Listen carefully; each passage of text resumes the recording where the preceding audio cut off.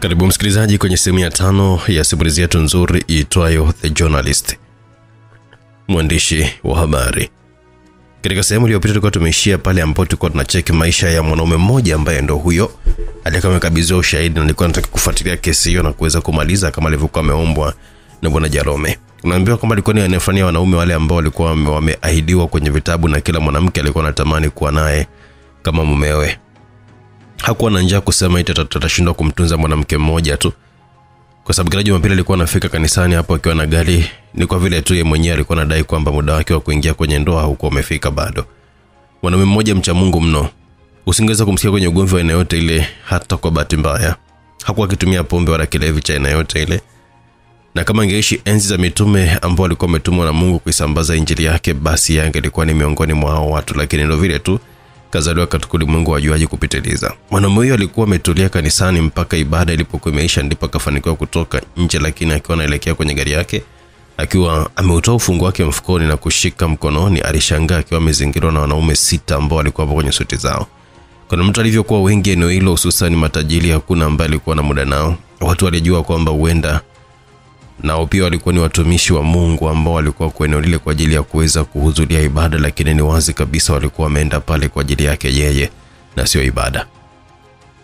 Kulikuwa jambo gani lilikuwa linaendelea, msikilizaji? Utapata kujua kwa uzuri kabisa katika sehemu ya 5. Mimi director wewe ni mtunzi ni Fabian Babuya. SMS hapo ni Android application hiyo, WhatsApp ni 0677062012 012. YouTube channel ni Simulizi Max. Akisha subscribe kuendelea kupata simulizi na nyingi nzuri kutoka hapa Simulizi Max. Acha burudani iendelee. Bwana Shidi, naomba ongoza na sisi. Aliongea mwanaume mmoja kwa sauti nzito akiwa anaonekana kwamba alikuwa na dharau ya kutosha ndani ya moyo wake. Sasa naweza kujua kwamba naongea na nani kwa sababu zipi hasa ambazo zitafanya mimi niweze kuongozana na nyinyi. Nadhani hayo maswali utayajua mbele ya safari.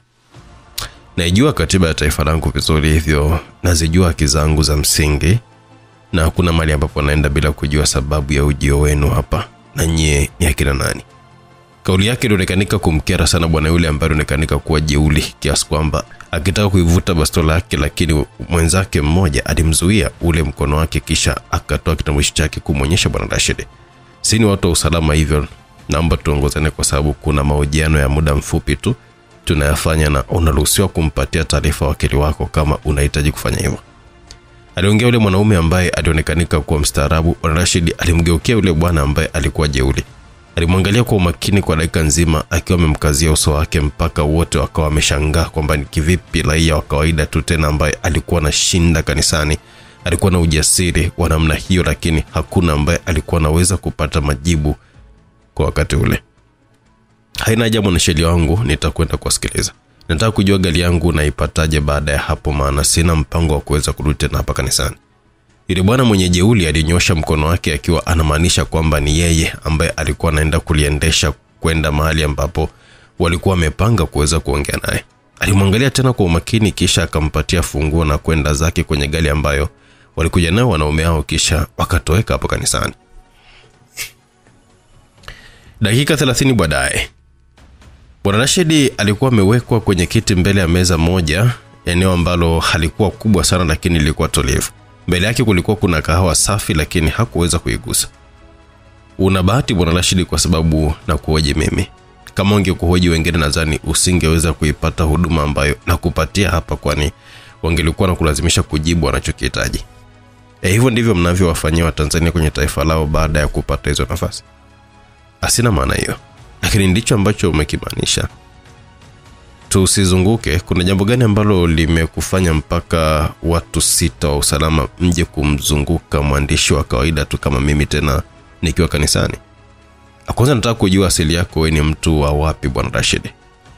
Mheshimiwa, kwa muda wako na wangu pia. Nimekuja hapa kwa sababu nimeheshimu sheria za taifa hili, ila menileta hapa kwa mabavu. Kama nikitafsiri vizuri, kwa nini usiniulize maswali ambayo yanatija ili tusipoteze muda? Unaonekana unajiamini sana.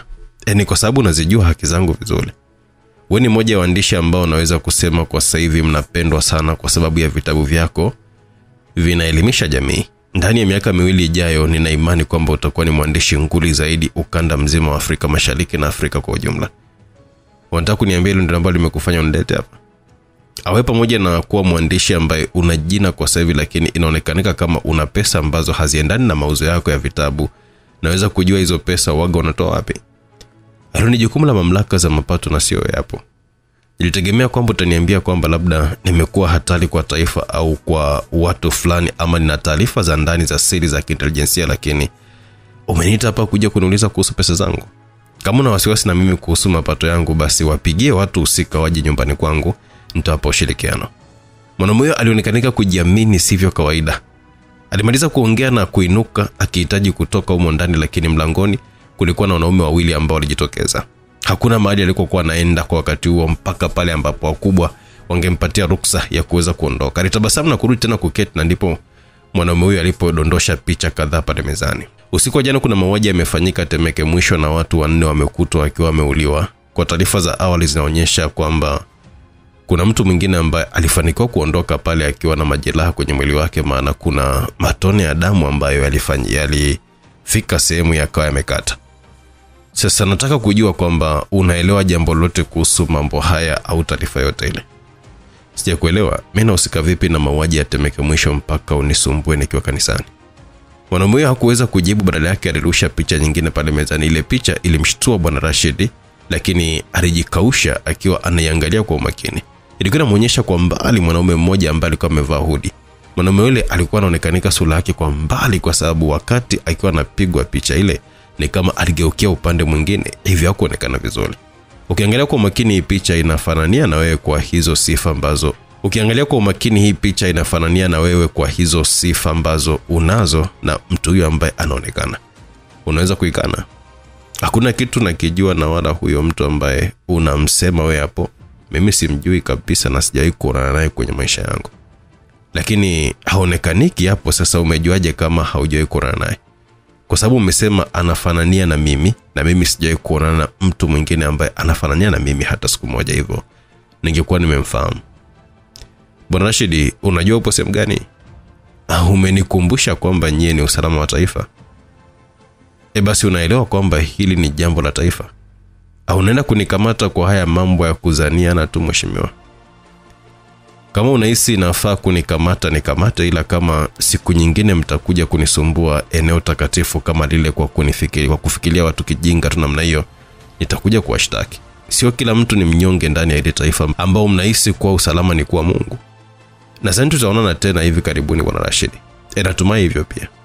Mwanamume alinyanyuka na kuanza kuondoka, kisha kukabidhiwa funguo ya gari yake.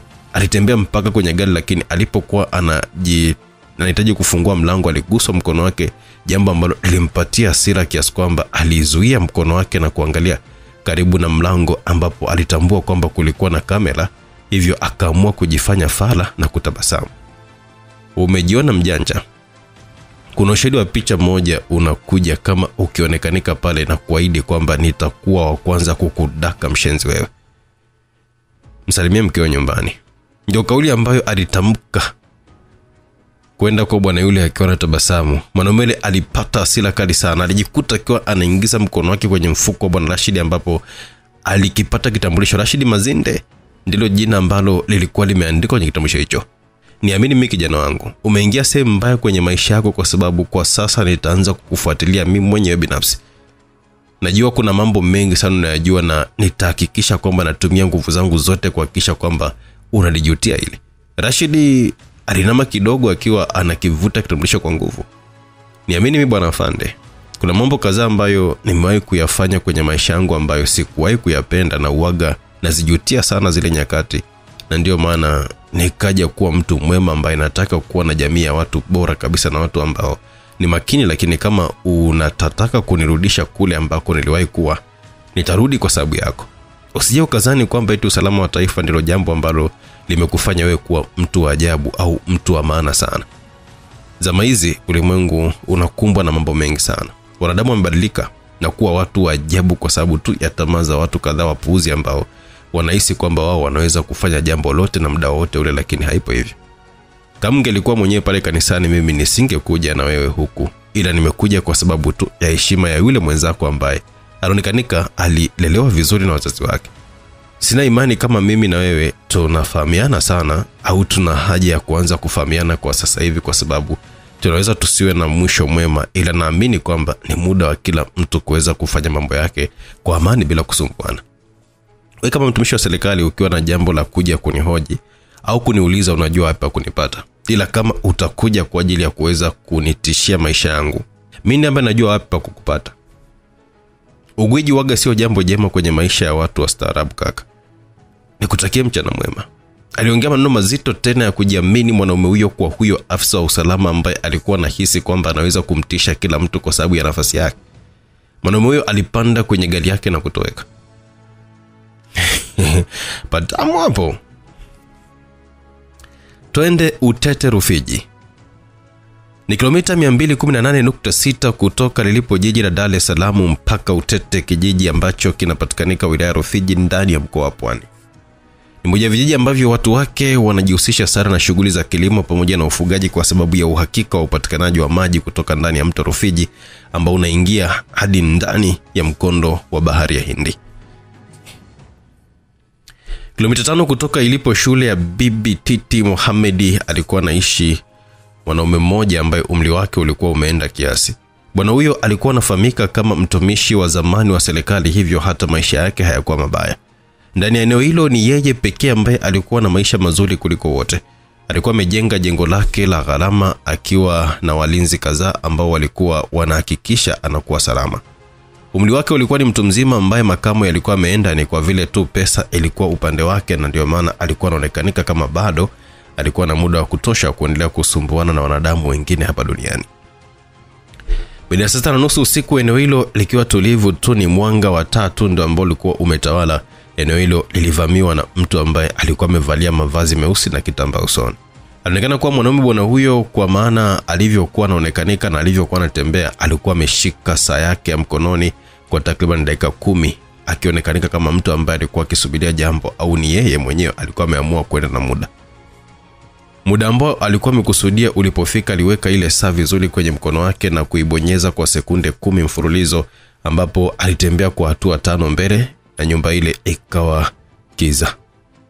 Alitembea taratibu lakini hakikakamavu kiasi kwamba hakuna mtu ambaye alikuwa anaweza kutambua kwamba kulikuwa na mtu mwingine ambaye alikuwa anaingia eneo ile. Aligusa ukuta karibu na lilipokuwepo geti la nyumba, akajivutia kwa juu na kusimama. Aliona wanaume kadhaa ambao bila shaka walikuwa ni walinzi wa lile eneo, wakiwa wanahangaika kuhakikisha generator linawaka, kwa sababu haikuwa kawaida eneo hilo kuweza kuzimika umeme hata kama ule wa kawaida ungezimika. Alitua kwa kishindo na kuwashtua wanaume hao 4 ambao wakati wakiwa nakaa sawa, mmoja wao alikuwa amesikika akilia. Alikutana na ngumi jiwe kwenye kifua. Alisimama na kuruka sarakasi 10 kwenda mbele, ambapo alimlenga bwana yule kifuani, lakini alimpisha, mguu ukatua kwenye zege na kulikwangua. Aliposimama vyema, alishikwa kwenye shingo, aliviringishwa ili kuweza kujinasua, ila bahati haikuwa upande wake. Alipigwa ngumi ya shingo akawa amezimia. Mwanaume yule alimzimisha tu bwana kuonekanika kama alikuwa na mpango wa kuweza kuwaua watu wale kwa sababu ambazo alikuwa anazijua yeye mwenyewe. Walikuwa wanashindwa kushambulia kwa risasi kwenye kiza kwa sababu huenda wangeweza kuuana wenyewe kwa wenyewe. Hivyo wakawa wanamjia pamoja kwa mahesabu, kwa kuhesabu watu zao sawa, kwa kuongozwa na hisia ambazo ndio zilikuwa ni mlango muhimu sana kwa nyakati kama hizo. Mwanaume yule hakuwa akionekanika vizuri kwa sababu kulikuwa kuna kiza, na yeye alikuwa amevaa nguo nyeusi. Mguu wake mzito ulikutana na uso wa mwanaume mmoja. Kabla hajatua ardhini, aliguswa kwenye mbavu akapoteza fahamu. Alipokea ngumi kwenye shingo yake, akayumbia pembeni na kusimama mguu mmoja ambapo aliweka kwenye ukuta. Alijibetulia upande mwingine kwa nguvu, kisha kazunguka na mtama mkali ambapo alimbeba mwanaume mmoja hewani, kisha wakati anadondoka alinyanyuka na mateke mawili ya nguvu ambayo alimbeba bwana yule kifuani na kumtua ukutani, ambapo hakunyanyuka tena. Alisimama kwa kutumia mkono wake mmoja, ambapo alijilusha kana kwamba kuna mtu mwingine ambaye alikuwa anamrusha. Mambo yalionekanika kuwa rahisi kwake. Alitembea taratibu ila kwa umakini, huku yule ambaye alikuwa mbele yake alikuwa amenyosha silaha yake. Ni kama alikuwa anataka kupata uhakika kwamba yule hakuwa mwenzake, lakini ghafla umeme ulirudi na kumfanya apoteze uelekeo wake. Ile ilimfanya kuinama kidogo na kupunguza mwanga na alipokuja kunyanyua uso wake alikuwa anatazamana na yule mwanaume ana kwa ana, ambapo yeye mwenyewe aliona hofu kubwa ndani yake kwa sababu ilikuwa ni ghafla jambo lile kuweza kumtokea. Alirusha ngumi, mkono ukapita karibu na shingo. Alijaribu kuinyosha bastola yake, ule mkono ukadakwa na mkono wenye nguvu kubwa mithili ya chuma. Hakuweza kuhimili yale maumivu yake. Alihitaji kurusha mguu wake, lakini alikutana na buti la kwenye mhogo, akauma meno yake. Akiwa hajakaa sawa, aligeuzwa kama kuku, kisha kiganja kikatua kwenye bega lake la kulia. Ile nguvu iliyotumika na maumivu ambayo yalimpata hayakumfanya kuwa na uwezo wa kuweza kuhimili hali ile kwa muda mrefu. Alichuchumaa kwa maumivu, alijitahidi kutaka kuinua uso wake. Alifunikwa na buti ambalo lilikuwa limejaa kwenye uso mzima. Mwanaume akadondokea sakafuni, ambapo alijibamiza kiasi mpaka pale ambapo alipoteza fahamu. Sikutegemea kukuona nyumbani kwangu kwa nyakati kama hizi, na nilisha kukataza kuweza kurudi tena hapa kwa sababu sikutaka tuje kuonana tena. Ilisikika sauti ya mwanaume mwenye makamu ambaye alikuwa yuko ndani ya pajama. Bila shaka alikuwa ametoka kitandani muda huo. Kwenye mkono wake alikuwa ameshika kiko, akiendelea kufaidi ule moshi taratibu. Alikuwa kwenye maisha yake ya uzeeni akifaidi matunda yake ambayo aliyawekeza akiwa kijana mdogo. Maisha matamu yalionekana kuwa sehemu yake, na baada ya kuongea vile, yule mwanaume aliweza kukitoa kile kitambaa usoni na glovu moja ya mkono wake wa kulia. Alikuwa ni yule mwandishi ambaye alijulikana kwa jina la Rashid Mazinde. Heshima yako mzee. Unazidi kunawili siku hizi. Huo mwili unaweza ukaja kuwa hovyo kwa baadaye. Umekuja kunisumbua nikiwa nimelala na umeharibu mifumo yangu ya umeme kwa muda kiasi kwamba nimefadhaishwa mno na tukio hilo, kwa sababu sipendi kiza mimi. Siku nyingine usije ukatumia saa yako hiyo vibaya kwenye upuuzi kama huo, halafu unakuja kuniumizia vijana wangu usiku wote huu. Vipi, unanikaribisha ndani au unataka tuongelee hapa? Twende bustani, kwa sababu baada ya hapa sitaki kukuona tena nyumbani kwangu, na umeniharibia usiku wangu we mtoto. Umekuwa mjinga sana usiku wa leo. Kwa mazungumzo yalionyesha kwamba ni watu ambao walikuwa wanafahamiana kwenye maisha ya huko nyuma. Wawili hao walikuwa na mengi ambayo walikuwa wanayafahamu pamoja, na ndio maana hakuna ambaye alikuwa ameshtushwa na ugeni wa sura ya mwenzake. Walienda uketi nyuma ya jumba hilo, eneo ambalo lilikuwa na bwawa kubwa la kuogelea na bustani ndogo ya maua ambayo ilizidi kulipa umaridadi eneo hilo na kuwa salama kabisa. Unaweza kuishi maisha ya kifahari namna hii na bado haujawahi kushtukiwa hata siku moja na serikali kuhusu mahali ambapo ulizipatia hizo pesa. Usijifanywe ni mgeni wa taifa hili. Hao viongozi wakishiba matumbo yao, nani uaga anawaza mambo ya msingi kuhusu taifa hili. Usifanye kama ndo kwanza umeingia Tanzania siku ya leo. Usifuatilie maisha yangu ya sasa hivi ambayo yana amani tena, bali niambie kilichokuleta hapa na usiku, kwa sababu nakumbuka mara mwisho ni wewe ambaye ulisema kwamba hauhitaji kuja kuniona tena kwenye maisha yako yote. Yaani kweli nilisema hivyo. Sasa kimekuleta nini hapa? Kwa sababu umeniingiza kwenye matatizo mazito sana Mr. Lambert. Matatizo yapi? Au ndio ulikuwa mpango wako au? Nenda kwenye hoja ambayo imekuleta hapa na sio kuzunguka kama mwanamke ambaye yupo kwenye siku zake. Nilikusisitiza kwamba mimi sitarudi tena kwenye yale maisha. Niliamua kuwa mtu safi. Niliamua kuacha kila kitu na kuwa raia mwema. Kwa sasa hivi nasali, nasaidia watu, naandika vitabu kwa ajili ya kusaidia watu wasiokuwa na uwezo, na sipendi kumuumiza mtu kwa namna yote ile. Sasa kwa nini unifanyie haya? Unamuongelea Sadiki Midayo bila shaka. Ni vizuri kama umelielewa hilo mapema. Ni kweli kwamba yule bwana mdogo ni mimi nilimwelekeza kwako. What? Yes, kwa sababu alikuwa anahitaji msaada, na msaada wenyewe haukuwa wake bali ulikuwa ni kulisaidia taifa hili. Nilielewa kwamba kama ningekuja mimi kukuomba uweze kuifanya kazi hapa badani usingekubali, lakini kwa kupitia kuona ule uchafu ambao unafanywa na viongozi wako ndio ambalo ungekupatia asila kuweza kuifanya kazi, kwa sababu unayajua vizuri madhara ya mambo kama hayo kuliko mtu yoyote yule. IS-01. Mzee huyo alikuwa anamuita kwa lile jina lake la kazi. Kwa nini unanifanyia jambo kama hili? Aliongea akiwa anauma meno. Ni kwa sababu tu alikuwa anamheshimu mzee huyo, ila kama angelikuwa ni mtu mwingine alikuwa na uhakika asingeweza kumsamehe, kwa sababu ndo njia pekee ya kuweza kurejesha taifa hili kwenye njia yake. Kama ya magenge yakiendelea kuliongoza hili taifa, na imani mimi baada ya miaka 30 Tanzania inaweza kuwa ndilo taifa la hovyo zaidi kwenye historia ya ulimwengu, kwa kuwa kila kitu watu wanapasiana tu kama mipira ya faulo. Mimi na wewe tumefanya mambo mabaya sana hapa duniani. Tumezulumu nafsi za watu wengi. Na muda mwingine uwaga najutia kila dakika, lakini hatuwezi kushindwa kuifanya kazi ya kuweza kuliokoa taifa letu ambalo tumezaliwa. Sidhani kabisa hata kama kutakuwa na maana yote sisi kuwa hai tena. Kama naona una uchungu na taifa hili, basi ulitakiwa kuifanya hii kazi mwenyewe bila kunihusisha mimi. God damn it, Jonas. Mimi nakujua kuliko mwanadamu yeyote yule, kwa sababu naelewa kwamba haupo tayari kumwacha yule binti afe kwa sababu tu hautaki kuifanya hii kazi. Mimi nilikutengeneza wewe kuwa muuaji, lakini baadaye tuligundua kwamba yale yalikuwa ni makosa makubwa sana kuyafanya. Tunaweza kufanya kama kumbukumbu za ubaya ambao tumefanyia ulimwengu. Usije kanifanya siku moja nikaja kukuua Mr. Nambati. Kuanzia sasa usije ukanitafuta tena kwenye maisha yako wala kumtuma mtu yoyote kwangu. Mpaka vyombo vya usalama vimeanza kunifuatilia kwa sababu ulifanya nikakutana na yule bwana mdogo na nikawaua wale watu 4 ambao hata siwajui ni akina nani. Nimesoma yote ambayo yapo mle ndani na kuangalia ile video, lakini nakwambia kwamba nimefanya maamuzi kwamba siwezi kurudi tena kuifanya kazi ya kuwa muuaji. Mwanaume aliongea kwa msisitizo na hasira, kisha akanyanyuka ili kuondoka kwa sababu alionekanika kumfuata mzee huyo ili kumsisitiza jambo hilo, kwani wawili hao walikuwa ni na mengi sana kwenye vifua vyao ambayo walikuwa wanajua kwa pamoja. Ilionekanika kuwa ni mtu na mwalimu wake ambaye alimtengeneza. Kwa hivyo wewe, mimi nakufahamu. Kama ulikuwa umefanya hayo maamuzi ya kuto kuifanya kazi hiyo, basi usingejisumbua kuja hapa kwangu. Umekuja hapa ili tu kutoa sumu ambayo unayo baada ya mimi kukuingiza kwenye zoezi hili tena. Sasa kama una uhakika haupo tayari kuweza kuifanya kazi, basi huwezi kutoka humu ndani mpaka uniue mimi kwanza. Mzee huyo aliongea naye akameitupa ile kiko na kutembea kwa kasi ajabu mpaka mbele ya bwana Jonas. Waweza kumuita IS-01, yani International Serial Killer the First.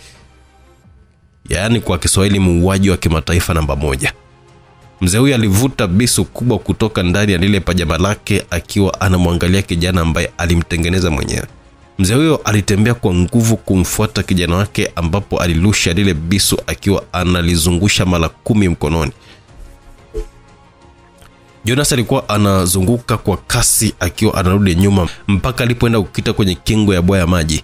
Alikutana na ngumi tumboni, akainua uso wake, lile bisu lilikuwa linakuja shingoni. Alijigosa na kasi ya juu kwa mbele, akatua nyuma ya yule mzee, lakini aliguswa na kisu kidogo kwenye mkono wake kwa sababu mzee yule aligeuka na lile bisu akiwa hana utani kabisa kwenye sura yake, ni kama naye alidhamiria kuweza kumuumiza kijana wake yule. Mwanaume alimwangalia mzee yule akiwa anakuja kwa nguvu zote na lile bisu. Aliteleza kwa nyuma kisha kasogea mbele kwa nguvu na kumkita mzee yule ngumi nzito ya kifua iliyomtoa damu za kutosha, lakini mzee yule alikuwa mbishi, hivyo alizunguka haraka na kutaka kumfuata Jonas. Ile haraka yake ilimfanya kusimama. Alisimama kwa sababu alikuwa anatizamana na ngumi ambayo ilikuwa imekunjwa kiume haswa, ikitoka kwa mwanaume ambaye alisita kuisogeza mbele. Ilikuwa sentimita 1 tu kufika ulipokuwa mdomo wake. Kama ingetua eneo hilo ingepasua kila kitu, lakini mwanaume huyo alishindwa kufanya hilo jambo. Hauwezi kuniua, maana yake hauna namna Jonas. Unatakiwa kufanya hii kazi na kuomba sana. You are an international assassin in the first. Na ndio tafsiri sahihi ya nembo ya IS-01. Dunia sio sehemu salama kwa watu wanyonge na waoga wa taifa hili. 90% ya watu wake ni wanyonge na ni waoga. Hivyo wanahitaji watu kama wewe kwa ajili ya kuweza kuwapambania. Itumie nafasi kusahihisha makosa yetu hata kidogo tu, japo najua kwamba haiwezi kufutika jumla. Naelewa kwamba unajisikia vibaya kuwa muuaji tena wakati haukupenda kurudi kwenye hiyo kazi kwa mara nyingine. Lakini kwangu naona kama hii ni njia pekee ya ulimwengu kuwa bora na kufaidi matunda ya uwezo wako. Yule bwana mdogo nilimtafuta baada ya kuona mtu anahitaji msaada. Kwenye mtandao wa siri. Nilipopata nafasi ya kuweza kuketi naye, niligundua kwamba naye alikuwa anajiutia kama wewe kwa kufanya ushenzi mwingi, lakini mwisho kabisa Alikubali hata kufa, lakini kwa kufanya jambo ambalo ni sahihi. Hiyo ndio ilikuwa ni sababu ya mimi kumtuma kwako baada ya kuridhika naye na kumbuka mpaka sasa hivi hajulikani yuko wapi, kwa sababu kama asingekuwa kwenye matatizo angenitafuta. Hajanitafuta, hivyo ni wazi kwamba yupo kwenye matatizo. Maneno ya mzee huyo yalimlainisha mwanaume huyo. Hakuona kama alikuwa na namna ya kuweza kukataa tena. Alirudi na kuketi akiwa anatazama lile bwawa na maji yake. Hivi nikiwa bado mdogo tangu uliponiokota, nilikuwa mtu ambaye nilipenda kuja kuwa nani hapa duniani. Lilikuwa ni swali ambalo hakuonekanika kuyafahamu majibu yake tangu azaliwe, hivyo alitamani kuweza kuyajua. Ulitamani kuja kuwa mfanyabiashara mkubwa kwa sababu uliyapenda maisha mazuri. Ulipenda kuwa mtu wa kusafiri hapa duniani na kuweza kupata kila kitu ambacho ungekihitaji. Ulifanikiwa kupata kila kitu zikiwemo pesa nyingi, lakini kwa bahati mbaya ulikosa jambo la muhimu zaidi. Ulikosa amani ambayo ilikuweka mbali na kila kitu. Kwangu wewe ni zaidi ya baba. Wagana kusio tangu zamani, lakini sidhani kama hili ni jambo sahihi kuweza kulifanya. Hili ndio jambo sahihi ambalo limebakia kwa wewe duniani hapa kulifanya na likaonekanika lina maana. Umefanya kila starehe hapa duniani. Umesafiri kwenda kila pande ya ulimwengu. Umekuwa kiumbe kikatili mno hapa duniani na umefanikiwa kukusanya mabilioni ya pesa, lakini unahisi kwa nini baadaye ulikuja kuona kwamba hayo yote yana umuhimu? Ni kwa sababu ulikosa sababu ya msingi ya kuweza kuyafanya hayo yote. Unakuwa na pesa kwa sababu zipi? Unaua watu kwa sababu zipi? Na baadaye itakuwaje? Hayo ndio ambayo alikufanya wewe ufanye maamuzi ya kuwa mbali na ile kazi, na sasa unahisi kulisaidia taifa na hawa watu ambao wameuliwa bila hatia wakiwa wanajaribu kuweka wazi ushenzi wa serikali hapa haina maana. Haupo sahihi kijana wangu. Go and finish this job, kwa sababu baada ya leo sitegemei kukuona tena kwenye maisha yangu. Hata siku ukimaliza hii kazi, naomba usije ukarudi kwangu, kwa kuwa umekuwa kiumbe hatari namna hii kwa ajili yangu mimi. Go my boy. Go my boy. Akimaanisha kwamba nenda kijana wangu. Aliongea kwa sauti kubwa huku akiwa anajifuta damu. Umri nao haukuwa rafiki kwake, alafu kutumia nguvu namna ile kwake haikuwa sawa. Mwanaume alinama na kubeba baraka za binadamu ambaye alimtengeneza kuingia kwenye kazi ambayo bado hakuiweka wazi na kwamba ilikuwa ni kwa sababu zipi, ila ilidaiwa tu kwamba yeye alikuwa muuaji wa kutisha miaka ya huko nyuma. Aliondoka lile eneo akiwa amekabidhiwa majukumu ya kufanya. Ilikuwa ni lazima yeye kuweza kuifanya ile kazi. Kwenye maisha yake yeye alikuwa na mtu mmoja tu ambaye alikuwa hai na alikuwa anamjua yeye ni nani, ambaye alikuwa ni huyo Mr. Lambert. Hivyo ile Sadiki kumpata alitambua kwamba ilikuwa ni kwa msaada wa mzee huyo, kwani bila hivyo hakuna mtu ambaye angetambua kwamba yeye alikuwa na maisha tofauti kabisa na yale ambayo wengi walimzoea nayo. Wakati ambao dunia inalala ikiwa inawaza namna ya kuweka usawa wa maisha na kuhakikisha kwamba kunakuwa na balance ya mzani kwa kila mtu ambaye anaishi, kuna watu wanaamini kwamba duniani hata ije ifanyike nini hakutakuja kuwepo na usawa kamwe, kwa sababu ule utofauti wa maisha, watu na vitu vyote vilivyomo ndio ambao unakamilisha maisha halisi ya wanadamu na dunia kwa ujumla. Sio kosa kwa yote kuamini ambacho anahisi ni sahihi, lakini pia ni sahihi kwa yote ambaye anaamini kwamba kila kitu ni sio sahihi. Dunia ni ghala kubwa ambalo lina kila kitu ndani yake, ni wewe tu unaamua uende upande upi na ubebe nini ambacho kinakufaa kwenye safari yako. Watu wanalalamika njaa, watu wanalia kwa maisha magumu, watu wanaishi wakiwa wanatamani angalau siku moja nao waweze kuishi angalau nusu ya maisha ya watu fulani. Ni wakati ambao kuna wanadamu wanaishi maisha vile wanavyotaka wao. Wanaamini dunia bila wao haijakamilika. Wanaamini wao wanastahili kila kitu kwenye ulimwengu. Hawa ni watu wenye mabavu na nguvu. Ni watu ambao hawaogopi jambo lolote lile kwenye maisha yao, bali wao ndio wanaoogopwa kila kona ambayo wanapita au majina yao yanasikika. Gabriel, moja kati ya majina ambayo kwenye ulimwengu ule wasili wa uwaji lilikuwa linaogopwa mno, sio tu kwa sifa za mdomoni, bali kwa mambo ambayo jina hilo lilikuwa linatumika kuyafanya, ndio ambayo yalilipa umaarufu kwenye huo upande ambao huaga unajulikanika na watu wachache kwa sababu ni ulimwengu wa siri. Katika safari ya wanadamu wanakutana na mambo mengi. Wanadamu wapo wa aina tofauti na wote huaga wanaunganishwa na jambo moja kubwa, mapenzi. Kuna msemo wa wahenga wa zamani unasema kwamba hakuna mkate mgumu mbele ya chai. Ni kweli kabisa kuhusu maneno hayo ambayo yapo kwenye huo msemo. Gabriel lilikuwa ni dubwana la kutisha. Alikuwa ni mwanaume ambaye maisha yake yalikuwa ya hatari kwake yeye mwenyewe na hata kwa watu wengine, lakini hata yeye lile neno moja lilikuwa linampatia wakati mgumu sana kwenye maisha yake. Neno mapenzi hata upande wake lilikuwa limemjia kivingine kabisa. Mwanaume huyo na ugumu wake wote alikuwa amezama kwenye huba la mwanamke mrembo ambaye alikuwa akiitwa Pamela. Alikuwa amemaliza miaka 5 akiwa hana taarifa zote kumhusu yule mwanamke.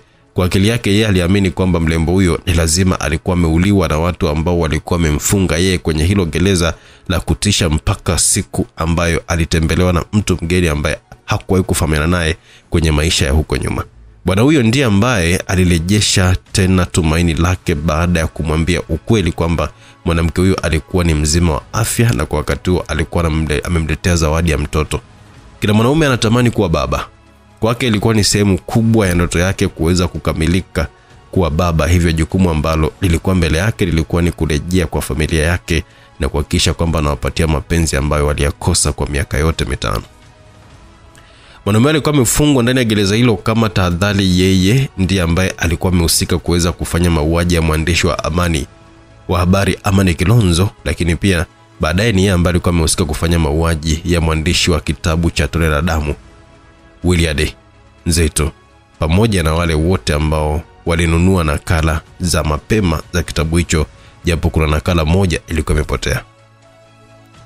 Hivyo kurejea kwake alikuwa anataka kwenda kumuona mkewe na mwanae, ambapo alielekezwa mahali ambapo wawili hao walikuwa wanapatikana.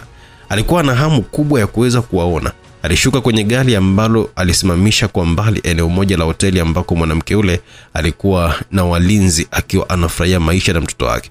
Alisimama pale kwa muda wa dakika 5 akionyesha tabasamu nzito usiku huo wa mapema kuwaona watu wawili ambao walimfanya aione sababu mpya yeye kuendelea kuwa hai duniani. Hivyo alianza kupiga hatua kuweza kusogelea eneo lile. Ningekuwa mimi nisingefanya maamuzi kama hayo bwana Gabriel. Ilisikika sauti ya mwanaume mmoja ambaye alikuwa hatua 5 tu kutoka ambapo alikuwepo yeye. Huenda angehisi bwana huyo alikuwa na mambo yake, lakini kuweza kumuita jina lake halisi inamaanisha kwamba alikuwa akimfahamu vizuri. Aligeuka kuweza kumwangalia mwanaume huyo ambaye alikuwa ndani ya suti akiwa anaivuta sigara yake kwa mbwembwe na umaridadi sana. Wewe ni nani? Kama binadamu ambaye yupo hai, hususan kwa sisi wanaume, anatamani kuiona familia yake inafurahia maisha hata kama yeye anateseka na kuhanya kweli kweli. Hilo ndilo jukumu kubwa sana ambalo litofanya sisi tuendelee kuwepo hapa duniani, ndugu yangu. Lakini unahisi kwamba kuna mtu ambaye anajali kuhusu furaha au mateso ya familia yako? Kila mtu anajaribu kutengeneza njia zake na maisha yake yeye mwenyewe. Mengine ambayo yanaendelea na kwa juu yako wewe mwenyewe. Unataka kufanya kosa ambalo wanaume wengi wanalifanya. Ulipotea kwa miaka 5 ambayo ilikufanya usijue kama ulikuwa una familia au mtu wa kukupa sababu ya kuishi. Mwanamke yule aliteseka baada ya wewe kupotea ghafla na hatimaye amepata furaha ya maisha yake kwa kuwa na mtoto, ikiwa na maana kwamba kwa sasa hivi amezoea yale maisha ya kuwa mwenyewe na kuishi bila wewe. Umekuwa mpya na kwa sasa hivi itakuwa ni jambo jema na la busara kama ataendelea kuishi vile. Unajua na maanisha nini bwana Gabriel? Sina maana ya kwamba mimi sitaki wewe urudi kwenye familia yako, lakini ukweli ni kwamba kama ukisema urudi kwa sasa hivi, basi unaweza ukawatengenezea maumivu ya kudumu. Kwa sasa hivi wewe una kazi kubwa mbele yako huenda kuliko hata mwanzo, kwa sababu mwanzo ulikuwa unajua unaenda kumtafuta mtu fulani na unajua alipo, lakini kwa sasa hivi unaenda kumtafuta mtu au watu ambao hujui wako wapi na wana mipango gani kwenye hesabu zao.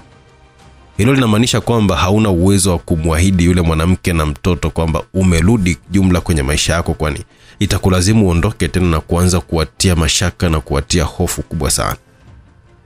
Kumbuka unaweza kuondoka alafu usirudi tena. Unahisi kwamba utakapo kwenye gani? Wewe unaweza kuwa umepumzika zako kaburini, lakini vipi kwa huone kama utakuwa umeotesha kidonda ambacho kilishapona? Na imani hata mwenyewe hapo tayari kuona familia yako inaingia kwenye hali kama hiyo. Kwa sasa hivi haitakiwi kujua kama upo hai au umerudi. Unatakiwa uifanye kwanza kazi yako, na kama ukimaliza unaweza kwenda kuungana nao, kwa sababu utakuwa umerudi moja kwa moja na utawahakikishia kwamba utakuwepo kwenye maisha yao mpaka mmoja wenu atakapokuwa amekuja kufa. Ila kwa sasa hivi sina imani kama una uhakika wa kuwa na maisha marefu Gabriel, na unazijua hizi kazi zetu vizuri. Mwanaume huyo ambaye Gabriel hakuwa akimfahamu alimpatia maneno mazito ya kuumiza, ila ulikuwa ni ule ukweli mchungu ambao ulitakiwa kuumeza. Ni nani ambaye analala naye? Unaweka kwamba unataka kujua jibu la hilo swali. Kwa nini upo hapa? Kiongozi anahitaji kuongea na wewe muda huu. Wanaume hao wawili walisimama na kuweza kuondoka eneo hilo ambapo kwa hatua 30 tu waliweza kuingia kwenye gari, huku Gabriel akigeuka nyuma na kuweza kuiangalia familia yake ambayo hakuwa na uwezo wa kuweza kuisogelea kwa wakati huo. Dakika 45 zilizofuatia, wanaume hao walielekea mpaka Mbweni JKT, nyumbani kwa mwanasheria mkuu wa Tanzania Bwana Moses Nathanaeli. Baada ya kushuka nje ya geti la jumba hilo kubwa ambalo Gabriel hakuwahi kufika kabla, alikaguliwa getini na walinzi kabisa kila silaha ambayo alikuwa nayo, ndipo aliporuhusiwa kuweza kuingia ndani. Walipelekwa mpaka kwenye chumba cha sinema ambako ndiko mheshimiwa huyo alikuwa ameketi mwenyewe akiwa anaangalia sinema za zamani ambazo zilikuwa zinazungumzia historia za dola za Rumi.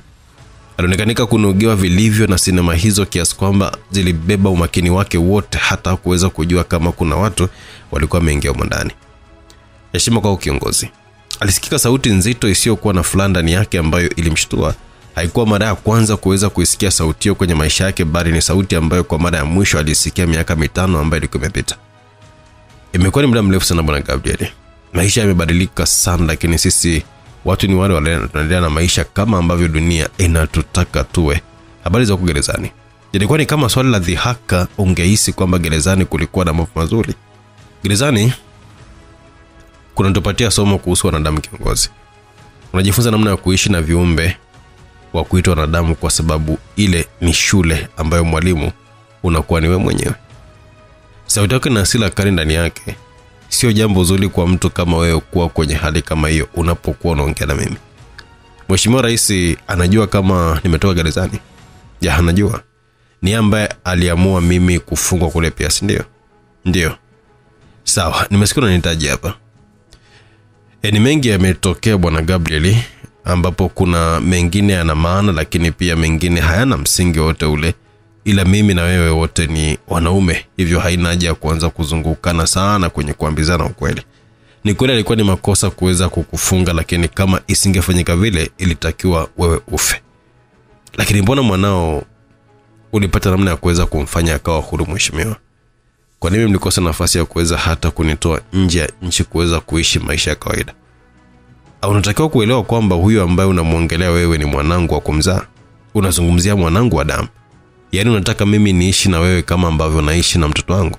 Vipi kama tungeamua kukuua na tukaua familia yako? Ulipaswa kuwa na shukrani kwa sababu umekuta familia yako iko salama mpaka sasa hivi.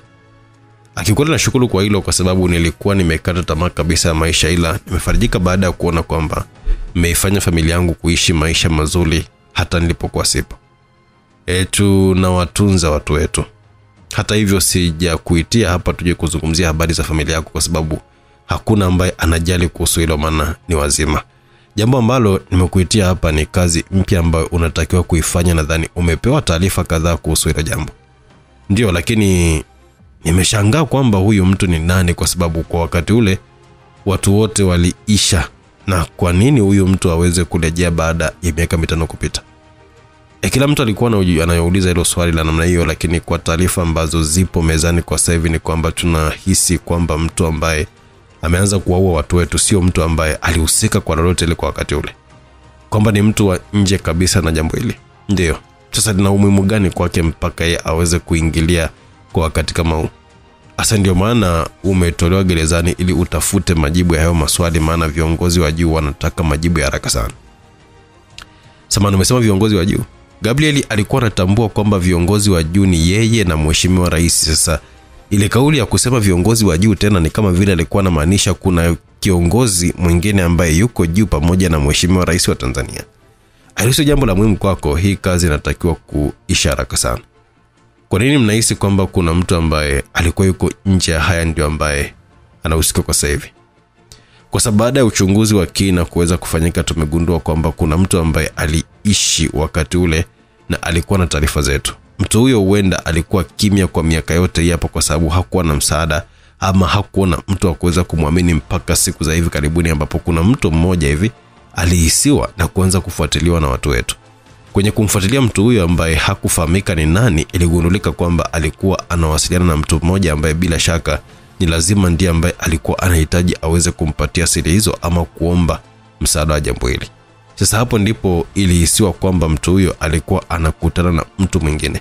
Kwenye hayo makutano yao inaonekanika kwamba tayari walikuwa wamekutana na kuna kitu alikuwa amemkabidhi.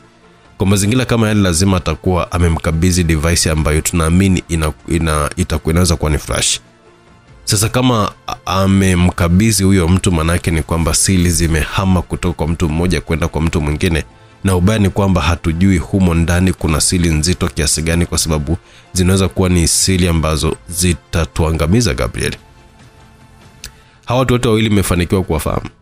Mwanasheria hakuongea, badala yake akamrushia picha mbili ambazo zilikuwa zinaonekanika vyema, lakini sura ya mtu mmoja ilififia sana kwa sababu hudi ilikuwa imemfunika.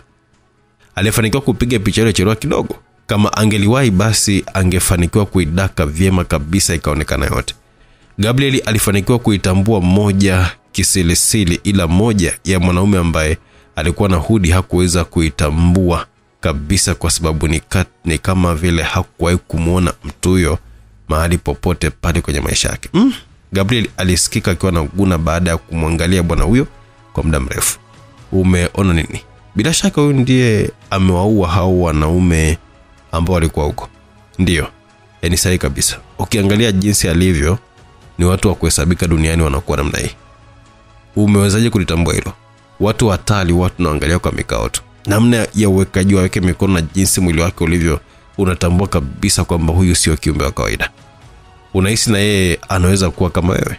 Asina uhakika na hili, ila kama aliwaua wale watu na kuweza kutoweka pale akiwa hana hata dalili mbaya, basi ujue kabisa ni mlima mrefu kuupanda. Unaweza ukakumbuka kama umewahi kuiona hiyo sura mahali popote pale hapa duniani. Hii sura ni ngumu mno kuweza kuitambua hata kwa mashine, labda kuanza kutengeneza hisia kutokana na watu ambao unakutana nao kwa muda fulani, ila kwa kukisia ni uongo, kwani unaweza kaenda kwa mtu ambaye sio, halafu yule ambaye anatakiwa ukamsahau nyuma ikawa ni rahisi kuweza kukushambulia.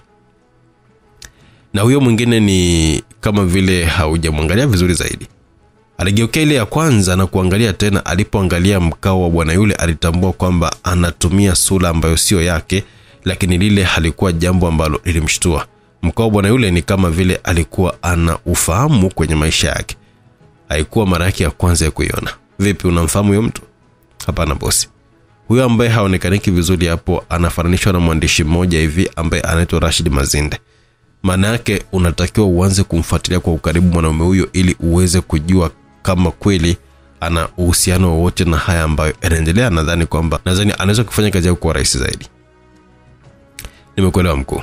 Kwa hiyo kuanzia sasa unatakiwa ukawatafute hao watu na uangalie ni wapi ambapo kosa lilikuwa limefanyika ili uweze kuparekebisha. Sawa mkuu. Unaweza kwenda, ila kumbuka hii kazi inatakiwa kuisha mapema haraka iwezekanavyo. Yes sir.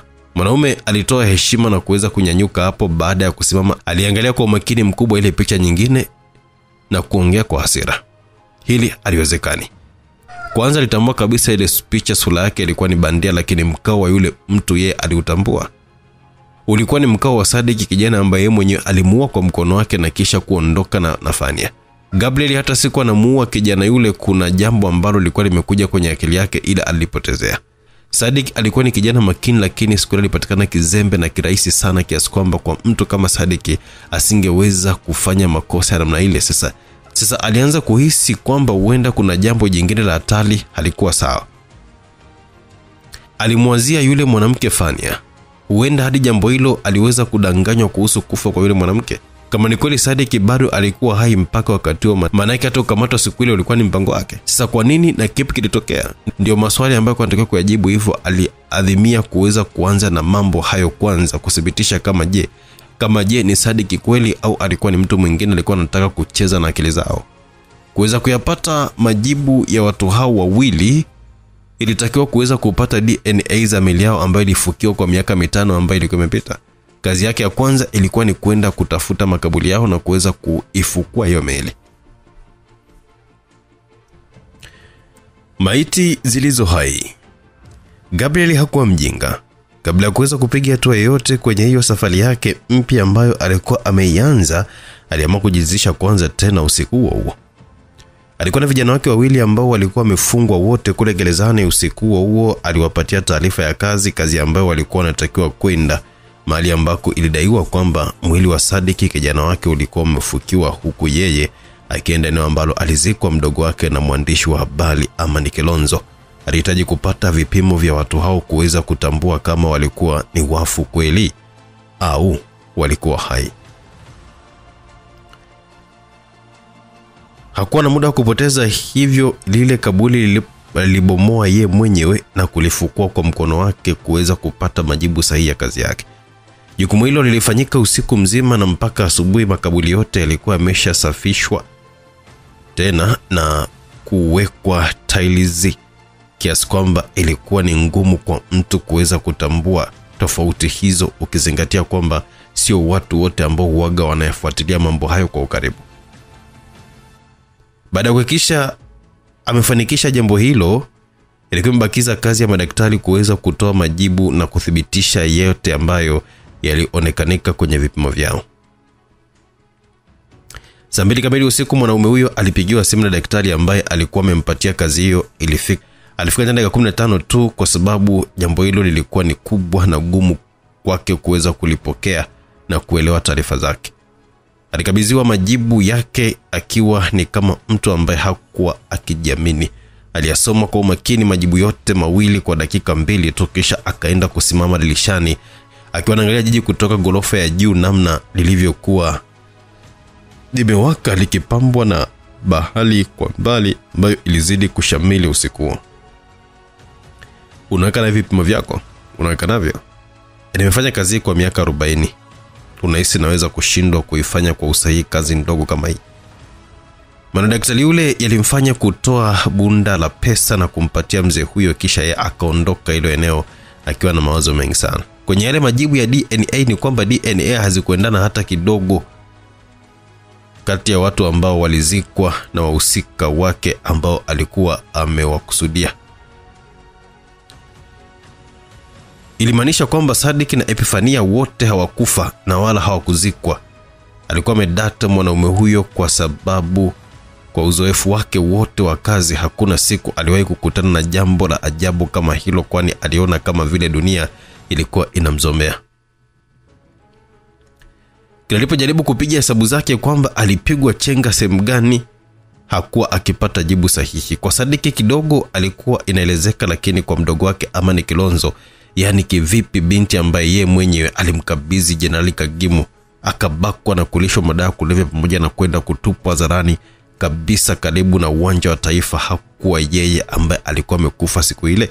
Ilikuwaje? Alikufa nani? Na mwanamke huyo kama hakufa alikuwa wapi? Kwa mara ya kwanza alitambua kwamba unaweza ukawa mwalimu na bado ukaja kufundishwa na mwanafunzi wako. Alicheka kwa hasira na ghadhabu baada ya kugundua kwamba Sadiki alimchezea moja kati ya michezo hatari ambayo hakuwahi kuifikiria kwenye maisha yake kwamba anaweza kufanyiwa hivyo, ila hakuwa na namna kwa sababu ilikuwa imetokea tayari. Mbande Mbagala ni eneo la mkoa wa Dar es Salaam ambalo linapatikana nje ya mji. Ni sehemu ambayo ni mbali kutoka katikati ya mji na watu wake uwaga wanapata shida za usafiri, hususan mida ya jioni, kutokana na changamoto za foleni pamoja na miundombinu kuwa mibovu, lakini ni nyumbani kwao, hivyo hawawezi kabisa kupakimbia nyumbani kwa sababu hizo. Kwa hiyo wameshaamua kukoma na hali zao eneo hilo. Kuna watu wanadai kwamba moja kati ya sababu kubwa za wao kuishi huko ni kwa sababu ya ule uhalisia wa maisha, ukitofautisha na maeneo mengine mjini ambayo kuweza kumudu gharama zake inakuwa ni shida kidogo, hususan kwa yule mtu ambaye hata kusogeza mkono wake kinywani inakuwa ni shida. Mbande Magengeni, huko ndiko ambako alikuwa anaishi binadamu mmoja akiwa kwenye sura ambayo haikuwa yake. Hivyo alihakikisha anakuwa salama kwa muda wote ambao anakuwa huko, kuhakikisha ile kazi yake inakamilika kama ambavyo alikuwa amekusudia. Yeye kama alijua kwamba hakuwa na siku nyingi za kuishi, kwa sababu alitambua kuwa lilikuwa ni swala la muda tu yeye kuweza kupatikanika na kuingia kwenye mikono ya watu ambao walikuwa wanamuinda kama kafumaniwa vile na mke wa mtu. Mwanamume huyo hakuwa sawa tu, ni siku kama 4 tu zilipita tangu alipokuwa amepata kipigo kikali pamoja na kuchomwa kisu, hivyo hali yake haikuwa nzuri, japo hakutaka mtu yeyote aweze kulitambua hilo. Alikuwa ameishi eneo hilo kwa muda mrefu, lakini mara nyingi alikuwa akitoka ndani na gari na kuingia na gari, hali ambayo iliwafanya majirani wasimfahamu wala kuweza kumuona, japo mara moja kwenye jumba lake ambalo lilikuwa linatamaniwa na kila mtu hapo mtaani. Kuwa na nyumba ya kifahari kupitiliza kwenye hiyo mitaa ilikuwa ni moja kati ya makosa yake makubwa sana ambayo aliyafanya kwenye maisha yake. Mwanamume kwa sababu hakuwa akifahamika hapo, alikuwa anapata nafasi ya kutembea kwa miguu mida ya usiku kwa ajili ya kwenda kukidhi mahitaji yake kama ya kimwili pamoja na kufanya manunuzi ya vitu kadhaa mtaani, ambapo alikuwa anaoka mama mmoja ambaye alikuwa amemzoea kama mwanae wa kumzaa, hivyo akawa anampatia mama huyo pesa nyingi akiwa anapita. Kosa la pili alikuwa analifanya bila yeye mwenyewe kuweza kutambua kwamba makosa hayo yangelikuja kuwa na madhara makubwa sana kwa baadaye. Yale maisha ya kuzana mbele yanafanya kujisahau, kwa sababu mama yule alionekanika kumpenda kijana huyo kiasi cha kuweza hata kumsukumizia binti yake mlembo ambaye ndo kwanza alikuwa amemaliza shule aweze kuzama kwa kijana huyo mtanashati ambaye hata maisha mazuri alionekanika kuwa sehemu yake. Wamama wa Uswahilini bwana, na pesa ni kama Messi na mpira. Mama huyo aliona kupitia kijana huyo ilikuwa ni njia yake nzuri ya kuweza kubadilisha maisha yake, na kweli kijana linasa, japo naye alikuwa ana mipango yake kichwani na huyo binti ambaye alijilengesha kwake. Yeye alikuwa anahitaji kumpata mtu ambaye angemwamini japo kidogo, baadaye akaja kumtumia kwenye baadhi ya mambo yake, hususan pale ambapo mambo yangemwendea vibaya. Ni kweli lengo la mama yule likafanikiwa, kwa sababu wawili hao walifanikiwa kuzama kwenye huba ambalo lilikuwa limeanza kama utani, lakini kadri muda ulivyokuwa unazidi kwenda mbele ndivyo alivyokuwa anazidi kuwa karibu zaidi, mpaka wakajikuta wakiwa wanaanza kupendana kweli. Lakini siku zote mapenzi waga haendani na kazi za watu kwa namna kama hiyo, kwa sababu yatafanya akili ianze kupata njia panda kwenye kufanya maamuzi ya moja kwa moja. Jambo la kutumia dakika moja kufanya maamuzi linaanza kutumia zaidi ya masaa au saa nzima. Binti mlembo Fatuma Hassan alijikuta akiwa nazama na kuaminika kwa kijana Romeo. Romeo lilikuwa ni jina ambalo aliamua kulitumia kwenye hizo pande za mbande, ila alikuwa ni Sadik Milayo, yule Jarome ambaye alitumika kuweza kumteka Fania. Mapenzi yalianza kumpa upofu taratibu. Ile furaha ambayo alikuwa anaipata kwa kupewa penzi la mtoto wa Kiswahili Fatuma lilimfanya kujiona ni binadamu ambaye yupo hai, na akajuta kwa nini hakufanikiwa kuweza kukutana na binti huyo mapema, kwa sababu angekuwa amefaidi zaidi ya pale. Lakini hata yeye mwenyewe alikuwa anaelewa kwamba isingewezekana kuweza kukutana naye kabla, kwa sababu kwa wakati huo alikuwa anafanya kazi za hatari sana. Sadik alikuwa akiishi kwa sura bandia eneo hilo. Hata Fatuma na mama yake hawakuwahi kabisa kujua kama mtu huyo anatumia sura bandia, na sura yake haikuwa ile. Lengo lake kubwa lilikuwa ni ulinzi binafsi, ili hata siku kama kuna mtu akija kumshtukia asije akatambulika kirahisi. Ni kweli mama yake Fatuma na lengo lake lilitimia, kwa sababu mwanaume huyo alianza kuisaidia familia hiyo kwa kiasi kikubwa sana, ikafikia hatua hata kuwabadilishia nyumba pamoja na kuwafungulia biashara kubwa katikati ya mji, hali ambayo ilipelekea penzi hilo kuweza kuzidi kunoga, na mtoto huyo wa Kiswahili alizidi kumpatia kijana huyo vitu ambavyo bila shaka hakuwa akivipata mwanzo. Hivyo alijikuta akiwa anajifia mzima kwenye hilo penzi, mpaka yeye mwenyewe akaanza kujishangaa kwamba inawezekanaje muuaji kama yeye kuishia sehemu kama hiyo. Lile penzi lilimfanya kuanza kujisahau kwake kulimfanya apoteze umakini na kuanza kufanya makosa mengi zaidi hata ya mwanzo. Hakuwahi kumwambia mpenzi wake maisha ya nyuma. Hata siku moja mwanamke huyo hakuwahi kuyajua maisha ya kutisha kutoka kijana huyo ambaye alikuwa ni usalama wa taifa. Hivyo Fatuma alitaka kutamba naye. Alikuwa anahitaji watoto wa Kiswahili waweze kumkoma na kumtambua yeye kama Feti ni nani haswa ndani ya Dar es Salaam. Alikuwa na bwana mtanashati na mwenye mvuto mkali. Alikuwa na kijana mwenye pesa ambaye alibadilisha maisha ya kwao na ya kwake mwenyewe, akawa dada wa kisasa ambaye anatokea Uswahilini. Halafu mashoga zake wasijue kwamba asili yake imefanikiwa ni ipi. Mtu wa Kiswahili asingeweza kukubaliana na jambo hilo. Hiyo ikawa ni safari ya kwanza kuzunguka na Romeo kwenye kumbi za starehe na maeneo mbalimbali ambayo wanakutana na wapenzi wake furahi. Mara ya kwanza alifanikiwa kumkwepa mwanamke huyo, lakini ikafikia hatua akawa hana uwezo na kugoma kwa sababu alikosa sababu na hakuona sababu ya kuhofia, kwani alikuwa anaishi maisha tofauti kabisa na yale ya kwanza. Hivyo ikawa rahisi kujiamini, ila alisahau kwamba alikuwa kwenye ulimwengu wa kisasa, ulimwengu wa kidijitali ambao kila kumbi za starehe zina mitandao ya kijamii ambayo zinaikuza kwa kuposti video na picha za wateja wao. Hatimaye naye Romeo akaanza kutokeza kwenye hizo posti za hizo kumbi za starehe. Huenda ndo lilikuwa kosa kubwa zaidi yeye kulifanya kuliko makosa yote ambayo aliwahi kuyafanya. Siku isiyo na jina. Romeo alikuwa ametoka zake mtaani, ni sehemu ambayo alitembea kwa dakika kama 15 hivi. Zilikuwa ni njia za Kiswahili, hivyo hakuona sababu ya msingi ya yeye kuweza kwenda na usafiri, na ndio maana alitaka kufika haraka sana na kugeuka haraka.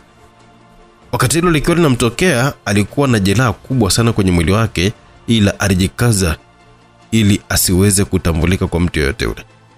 Jeraha lake lilikuwa linaoza, alitumia dawa na kulishona, ila lilionekana kuwa na maambukizi ya bakteria tayari ambao walilifanya kuanza kuharibika. Alikuwa anaogopa kwenda hospitali kwa kuwa walitakiwa kumfanyia upasuaji kwenye ile sehemu ambayo alikuwa amechomwa na kisu ambacho bila shaka kilikuwa na kutu, na ndio maana kidonda kilianza kuharibika. Mwanamume huyo alienda dukani kununua spirit ambayo alitaka kuitumia kujisafisha kwenye jeraha lake. Hivyo baada ya muda huo akawa anatembea haraka kurudi kwake kwenye jengo lake la kifahari ambalo alikuwa anatesa nalo mtaani, lakini kwa wakati huo hakuwa akihitaji kuonana na mpenzi wake, kwani angeanza kumuhisi vibaya bwana huyo kwa kuwa na jeraha la namna ile. Akiwa anatembea haraka alihisi kama vile kuna uzito unaingia ghafla kwenye mwili wake. Ule uzito ulimfanya kutambua kwamba kulikuwa kuna mtu alikuwa anamfuata, ila baada ya kugeuka alikutana na ukuta tu. Alifikiria kwa muda, kwa mtu kama yeye haikuwa ishara nzuri ile, ila alipotezea baada ya tone kumdondokea kwenye paji la uso na kutambua kwamba mvua ilikuwa inaanza kushuka taratibu. Hapo akahisi huenda ni ile hali ya mvua kunyesha ndio ambayo ilimshtua namna ile. Akawa amefanya kosa la mwisho kwenye maisha yake akiwa hai. Alitembea haraka akiwa anawahi kujitibu, lakini pia akiwahi mvua isije ikamnyeshea. Alifika nje ya geti lake na kuangalia kila upande. Eneo lilikuwa tulivu, hapa kuonekanika kuwa na hatari yoyote ile, hivyo alifungua kwa amani kabisa. Na hakika baada ya kuingia ndani alifunga vizuri na kutaka kuingia ndani, lakini alisita kwa sababu alitambua kwamba eneo hilo kulikuwa kuna ugeni ambao hakujua ulikuwa ni wa nani, ila moyo ulimwenda mbio na kupiga kite. Alitambua kwamba sio salama, maisha yake yalikuwa hatarini. Alikumbuka kujigusa kwenye kiuno chake, alisha kusonya kwa sababu alitoka kwa dharura, hivyo hakubeba hata silaha yake na hali yake haikuwa nzuri. Mbele yake kulikuwa kuna tenki moja hivi kubwa la maji ambalo alikuwa amelijengea, na hatua 10 kutoka hapo alikuwa amepaki gari zake 4 za pesa ndefu. Ndiko ambako aliona kivuli, akatambua kwamba kulikuwa kuna mtu. Ni kweli mtu aliibuka kule akiwa na moshi wake mkononi. Alikuwa ameshika sigara ya kawaida akiwa anaitekeleza taratibu bila haraka. Huenda alijua kuna hatari, ila hakutamani kukutana na mtu kama huyo mbele yake, kwani ilikuwa ni hatari kwa maisha yake, na alikuwa akimwogopa kupita kiasi wa binadamu kwa sababu alikuwa akimjua vizuri kwamba alikuwa ni mtu wa namna gani. Gabriel ndiye ambaye alikuwa amesimama mbele yake. Sadik alijiona yeye kuwa ni mmoja kati ya watu wajinga zaidi kuwahi kuishi duniani, kwa sababu aliziona ishara lakini akazipuzia. Zile ishara za kuhisi kama kuna mtu nyuma yake zilikuwa za kweli. Alitambua mtu huyo alipita upande mwingine na kuluka geti lake, akaenda kumsubiria ndani, maana angeweza kuhisi jambo lile akafanikiwa kulipa uzito, basi ile ndio ingelikuwa nafasi yake nyingine ya kuishi na kuweza kupotelea mahali kwingine mpaka pale ambapo angeenda kumpata mwandishi tena kwa ajili ya msaada wa kumhifadhi. Ila yote hayo alitambua kwamba alikuwa anayawaza wakati ambao hayakuwa na faida yoyote ile kwake, kwa kuwa muda haukuwa rafiki. Alikuwa na kazi ya kuweza kupambana na lilokuwa mbele yake akiwa hana hata silaha kwenye mkono wake. Hebu tuishie hapo katika sehemu hii ya 5, The Journalist, mwandishi wa habari.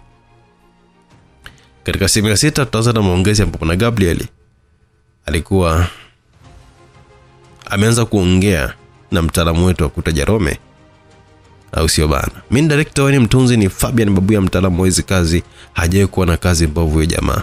Njoo pale Mix Up sasa hivi, njoo WhatsApp 0677062012 ujipatie sehemu zote mpaka mwisho. Hamna haja ya kusubiri. Yaani hapa ni burudani bumper to bumper mpaka tunafika mwisho wa simulizi yetu.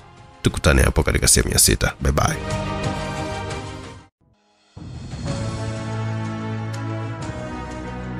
Karibu msikilizaji katika sehemu ya 6 ya simulizi yetu nzuri iitwayo The Journalist. Tulipokuwa tumeishia katika sehemu ya 5 ni pale ambapo tulikuwa tuko pande za Mbande huko Mbagala. Kulikuwa na jamaa huko ambaye alikuwa anaishi kwa kificho juu ya sura bandia. Na tukapata kujua ni kwamba ni yule bwana Milan ambaye ni Jerome.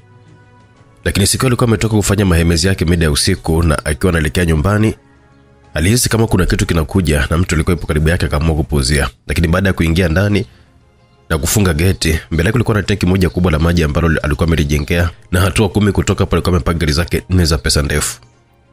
Kwenye ile tanki kwa nyuma yake ndiko ambako aliona kivuli, akatambua kwamba kulikuwa na mtu. Ni kweli mtu alikuwa ameibuka kule akiwa na moshi wake mkononi. Alikuwa ameshika sigara ya kawaida akiwa anaiteketeza taratibu bila haraka. Huenda alijua kwamba kuna hatari, ila hakutamani kukutana na mtu kama huyo mbele yake, kwani ilikuwa ni hatari kwa maisha yake, na alikuwa akimuogopa kupita kiasi wa binadamu, kwa sababu alikuwa akimjua vizuri kwamba alikuwa ni mtu wa namna gani. Gabriel ndiye ambaye alikuwa amesimama mbele yake. Sadik alijiona yeye kuwa mmoja kati ya watu wajinga zaidi kuwahi kuishi duniani, kwa sababu aliziona ishara lakini akazipuzia. Zile ishara za kuhisi kama kuna mtu nyuma yake zilikuwa za kweli. Alitambua mtu huyo alipita upande mwingine na kuruka geti lake na akaenda kumsubiria ndani. Kama kulipa uzito, basi ile ndio ingelikuwa nafasi yake nyingine ya kuishi na kuweza kupotelea mahali kwingine mpaka pale ambapo angeenda kumpata mwandishi tena kwa ajili ya msaada wa kumhifadhi. Ila hayo yote alitambua kwamba alikuwa anayawaza wakati ambao hayakuwa na faida yote kwake, kwa kuwa muda haukuwa rafiki. Alikuwa na kazi ya kuweza kupambana na lilokuwa mbele yake akiwa hana hata silaha kwenye mkono wake. Kilichoendelea msikilizaji, basi baki na mimi katika sehemu hii hapa ya 6. Fabian Babuya kwenye kalamu, director kwenye mic, Simulizi Mix ndio studios ambazo zinatumika kuletea simulizi na nyingine nyingi sana. YouTube channel Simulizi Mix ndio kituo chetu cha burudani ambako tunakutana huko na wasikilizaji wetu ambao ni wewe hapo na mimi hapa pamoja na timu nzima ya Simulizi Mix. Kwa hiyo kufanya ili kuwa mwanafamilia wa familia bab kubwa ya Simulizi Mix family, taifa kubwa, ni kusubscribe to YouTube channel ya Simulizi Mix. Lakini pia unaweza kutucheki pale WhatsApp 0677062012 ukapata link ya kujiunga na channel yetu ya WhatsApp. Pia ukaendelea kupata taarifa nyingi kutoka kwetu za jikoni ndani kabisa. Na pamoja kujua ni kilijili katika maendelezo wa simulizi yetu The Journalist, Tone la Damu sehemu ya 6. Tunaendelea. Kitu ambacho kinaniuma sio wewe kunidanganya mimi kwamba bado unaishi.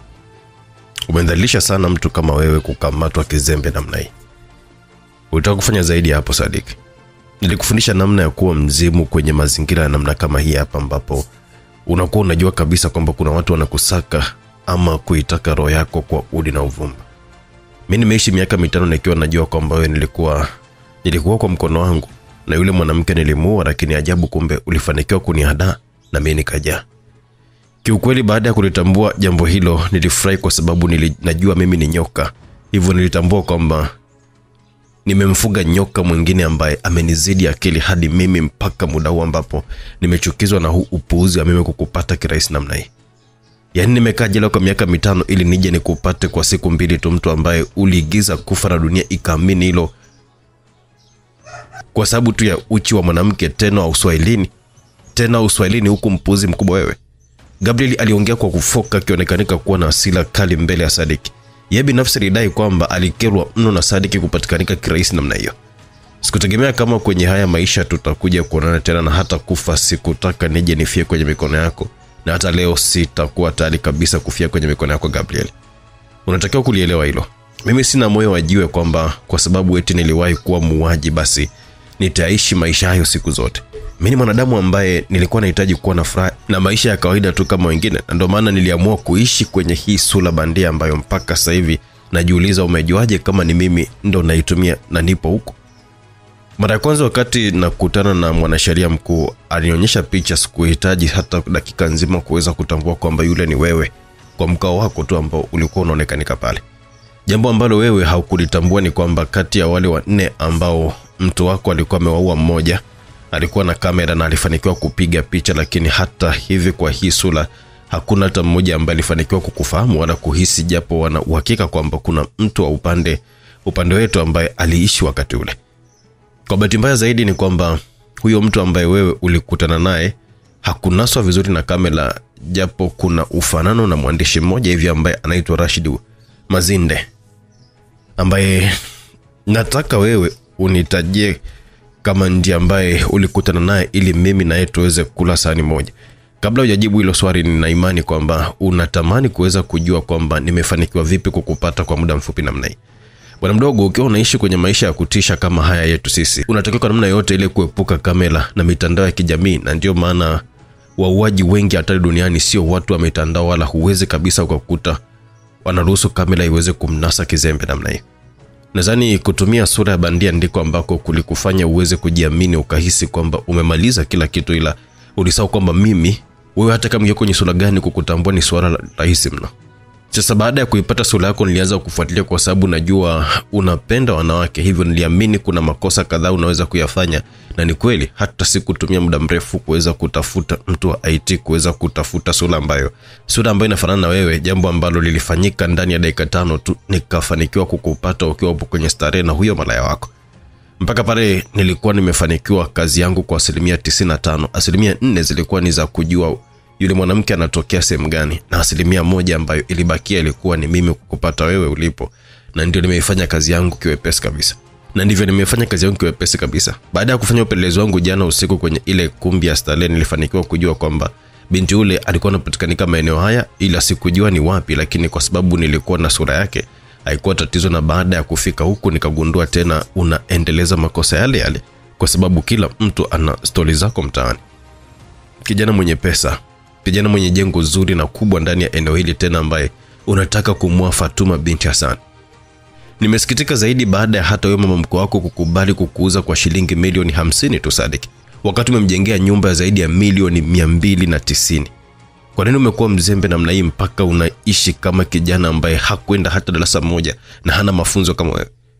Huyo mwanamke ambaye amekuponza baada ya leo tu akisikia umekufa anaweza kusikitika tu kwa siku 2, kwa sababu atazikosa pesa zako, lakini ni wiki tu tayari atakuwa na bwana mwingine, anamvua nguo na anampa staili zote ambazo huenda hata wewe hakuwahi kabisa kukupatia, na atadai hajawahi kuona mwanaume kama yeye.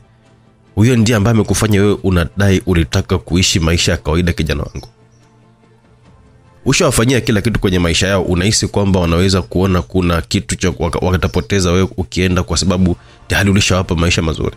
Hawajali lote kuhusu wewe, bali walikuwa wanaogopa kukupoteza, kwa sababu kwao umekuja kama malaika wa kuinua kimaslahi kimaisha, na sasa wana pesa zao. Sidhani kabisa kama wanakuhitaji kama ambavyo uliwakuta mwanzo mama huyo akiwa anauza genge.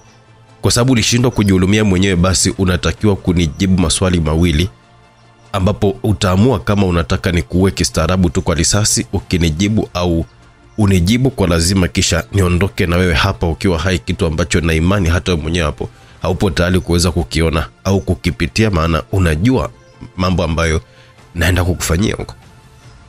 Sauti kavu ya kiume ilinyosha maelezo ambayo hata yeye aliyaelewa vizuri kabisa, kisha mwanaume huyo akaendelea. Nataka kujua ni wapi alipo Epifania Kilonzo, lakini pia jambo la pili nataka kujua yule mtu ambaye ulimpatia ushahidi ni nani? Ni yule mwandishi au ni mtu mwingine tofauti?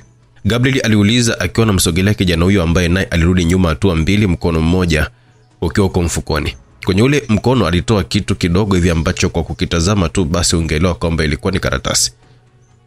Go FCK Yosef Gabriel alimtukana kijana yule. Sadiki akaongea huku akiwa anabugia kitu kile mdomoni na kukimeza. Gabriel bado alikuwa njia panda, kwani hakuwa anaelewa kwamba ni jambo gani alikuwa analifanya kijana yule, ila alishtuka baada ya kumuona ananyongonyea. Pale ndipo akatambua kwamba alikuwa anajiua, hivyo ikamlazimu kumkimbilia pale, kwa sababu alikuwa anamhitaji kwa udi na uvumba akiwa haikufa kwake lingelikuwa ni tatizo jingine kwa upande wake, kwani hiyo kazi ilikuwa inaenda kuwa ngumu. Hata hivyo nyakati zilionekanika kuwa za giza kwake. Baada ya kumfikia Sadiki, alitambua kijana huyo alikuwa anatembea na vidonge vya sumu, hivyo wakati anabugia ile karatasi bila shaka aliweza kubugia na vidonge ambavyo vilimfanya kuendelea kutoa povu wakati ule. Nyanyuka mpuzi wewe. Mwanaume gani unakuwa muoga mpaka unayabeba maisha yako mwenyewe? Nakwambia nyanyuka. Alikuwa anamuita kwa nguvu akiwa anamsindilia na ngumi kifuani, lakini haikuwa ikisaidia kwa sababu alikuwa anaongea na maiti mpaka wakati huo.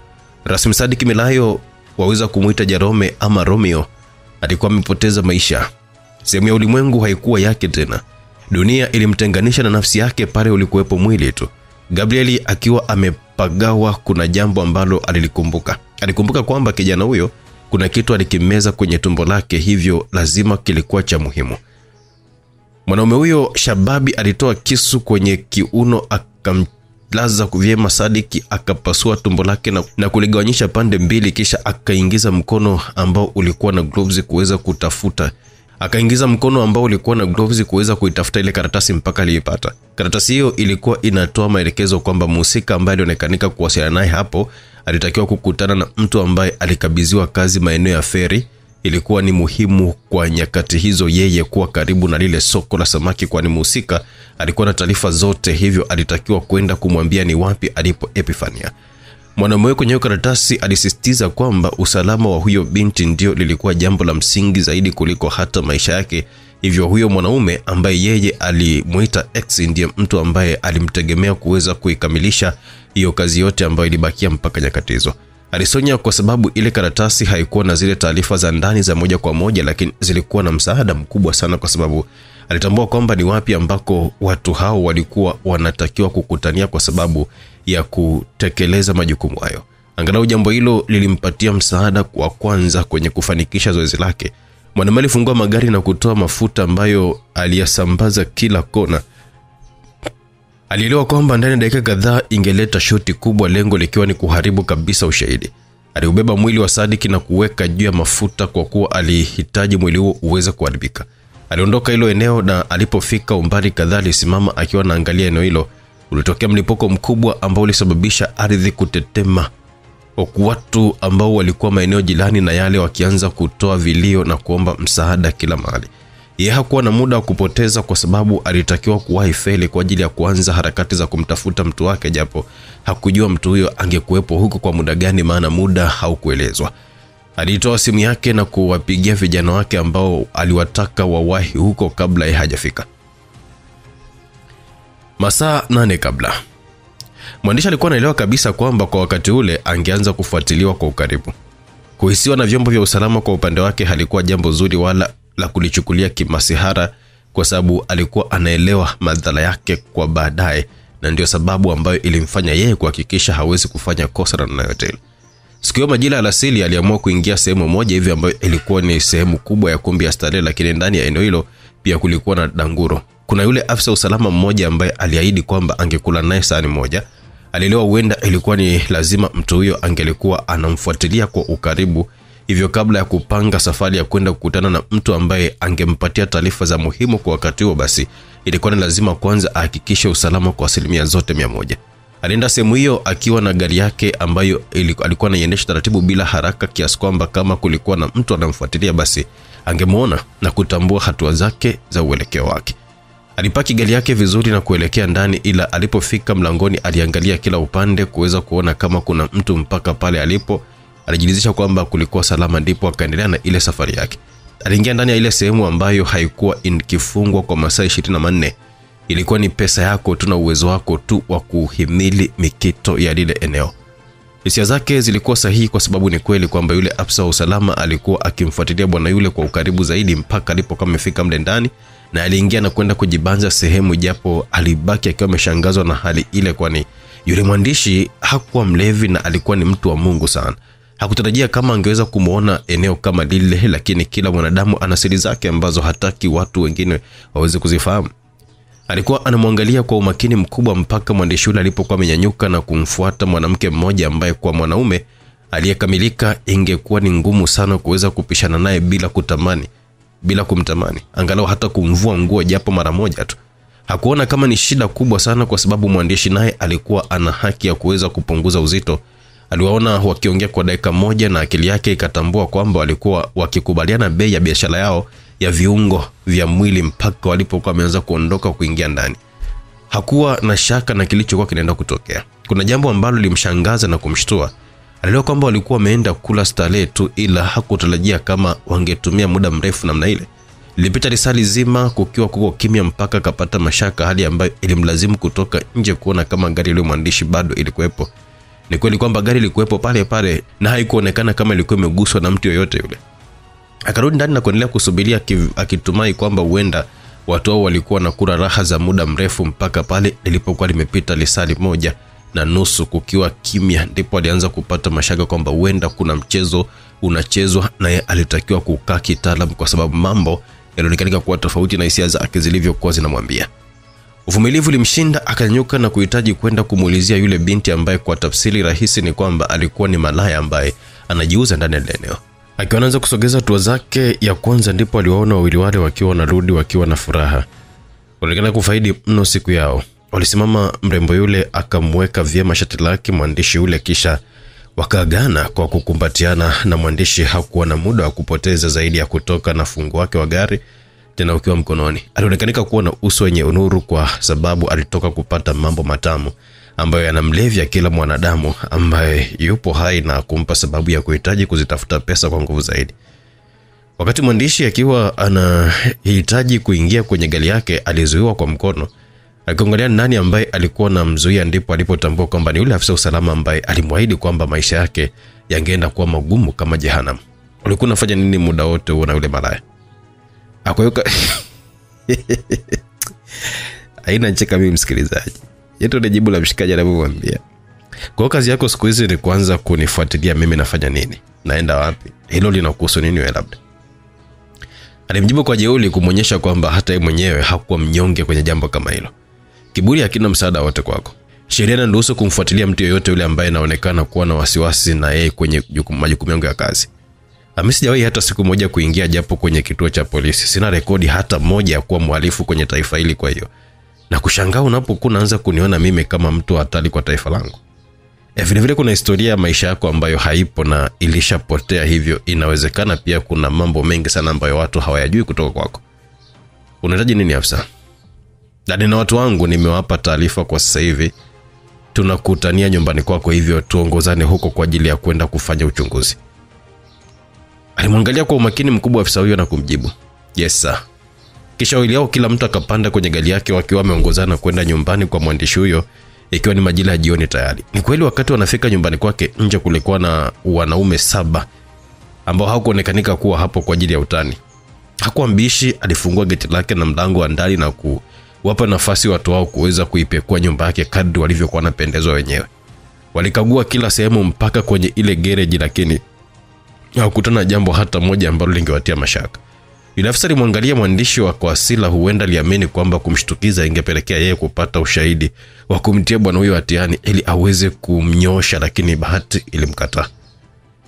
Waliondoka eneo hilo kishingo upande, akiwa anajaribu kuangalia kila sehemu kwa umakini, akihisi huenda angeona kitu mara ya mwisho, lakini ilishindikana kabisa. Wakiwa wanatoka mlango kama sawa dirishani, akiwa anaangalia tu kwa umakini. Kwa aina ya kazi ambayo aliwahi kuifanya huko nyuma, alitambua kwamba haikuwa bure. Hakuwa na imani kama yule afisa alikuwa anaipenda sana kazi yake na ndio maana alikuwa anamfuatilia, bali huenda kulikuwa na mambo mengine nje ya hilo. Yeye mwenyewe alivutiwa kuanza kumfuatilia bwana huyo kwa sababu huenda angempatia majibu sahihi. Lile saa 1:30. Lile saa halikupotezwa kijinga, wala mwandishi hakuwa eneo lile kwa ajili ya umalaya. Ni kweli alimshawishi yule mwanamke kwa kumhaidi kumlipa pesa nyingi, ila tu alikuwa anataka kuonekanika kaingia naye kula starehe, na mlembo yule hakutakiwa kuonekanika kwa mtu yoyote mle ndani mpaka ambapo yeye angefanikiwa kurudi.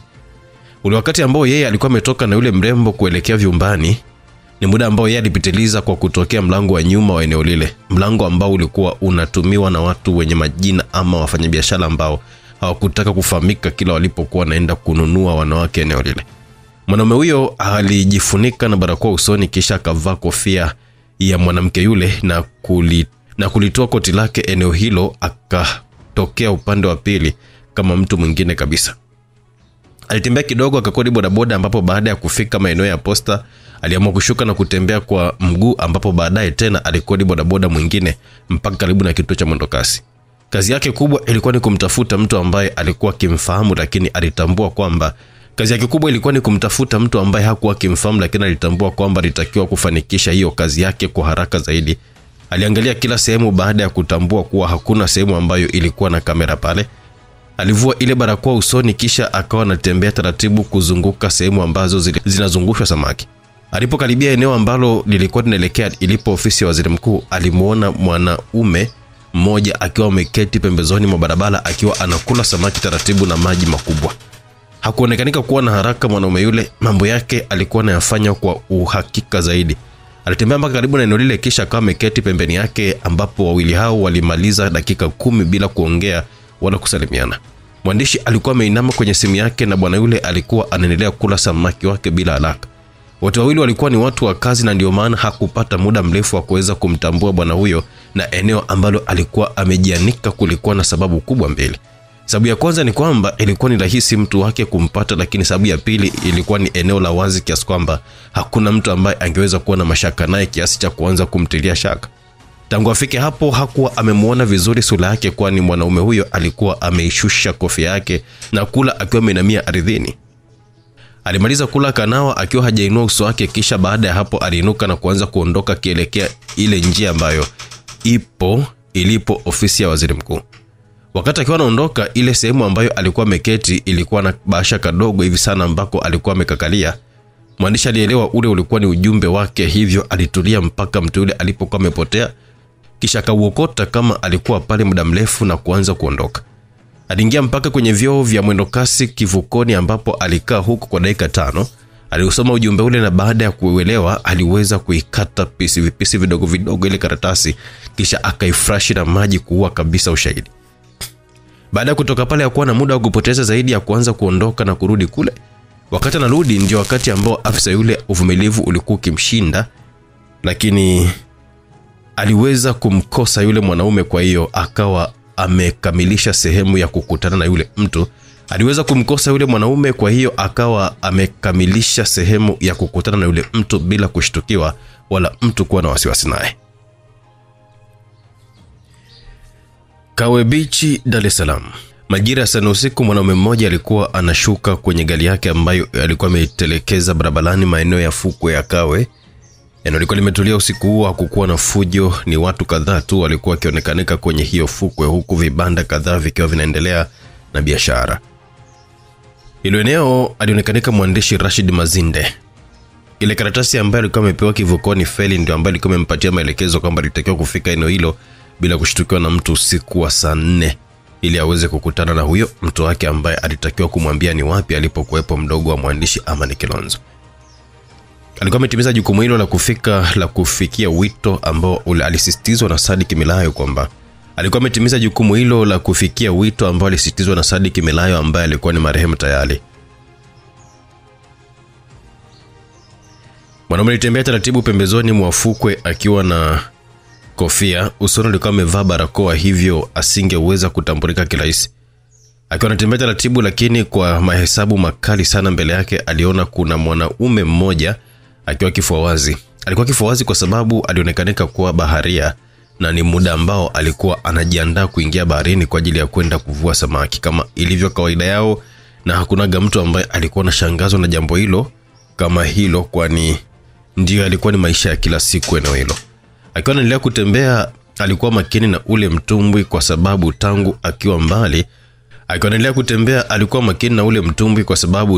akiwa mbali ulikuwa umeandaliwa pale pembezoni tayari kwa ajili ya kuanza safari. Alipokaribia ndipo aligundua kwamba ni yeye alikuwa anasubiriwa, kwa sababu yule baharia alimtaka yeye aweze kuingia ndani kisha safari yao iweze kuanza. Aliingia ndani ya mtumbwi na bwana yule alianza kuusukuma kwa kasi mpaka ulipoingia kwenye maji, na akadandia na kuanza kupiga makasia huku wakitokomea kuelekea kwenye kina kirefu baharini. Sikutegemea kama ungeweza kujitolea na kukubali kuifanya kazi ya rafiki yangu ambaye kwa sasa hivi ni mfu. Unamaanisha nini kusema ni mfu? Sadik ameuawa jana usiku, bila shaka walifanikiwa kujua mahali alipo.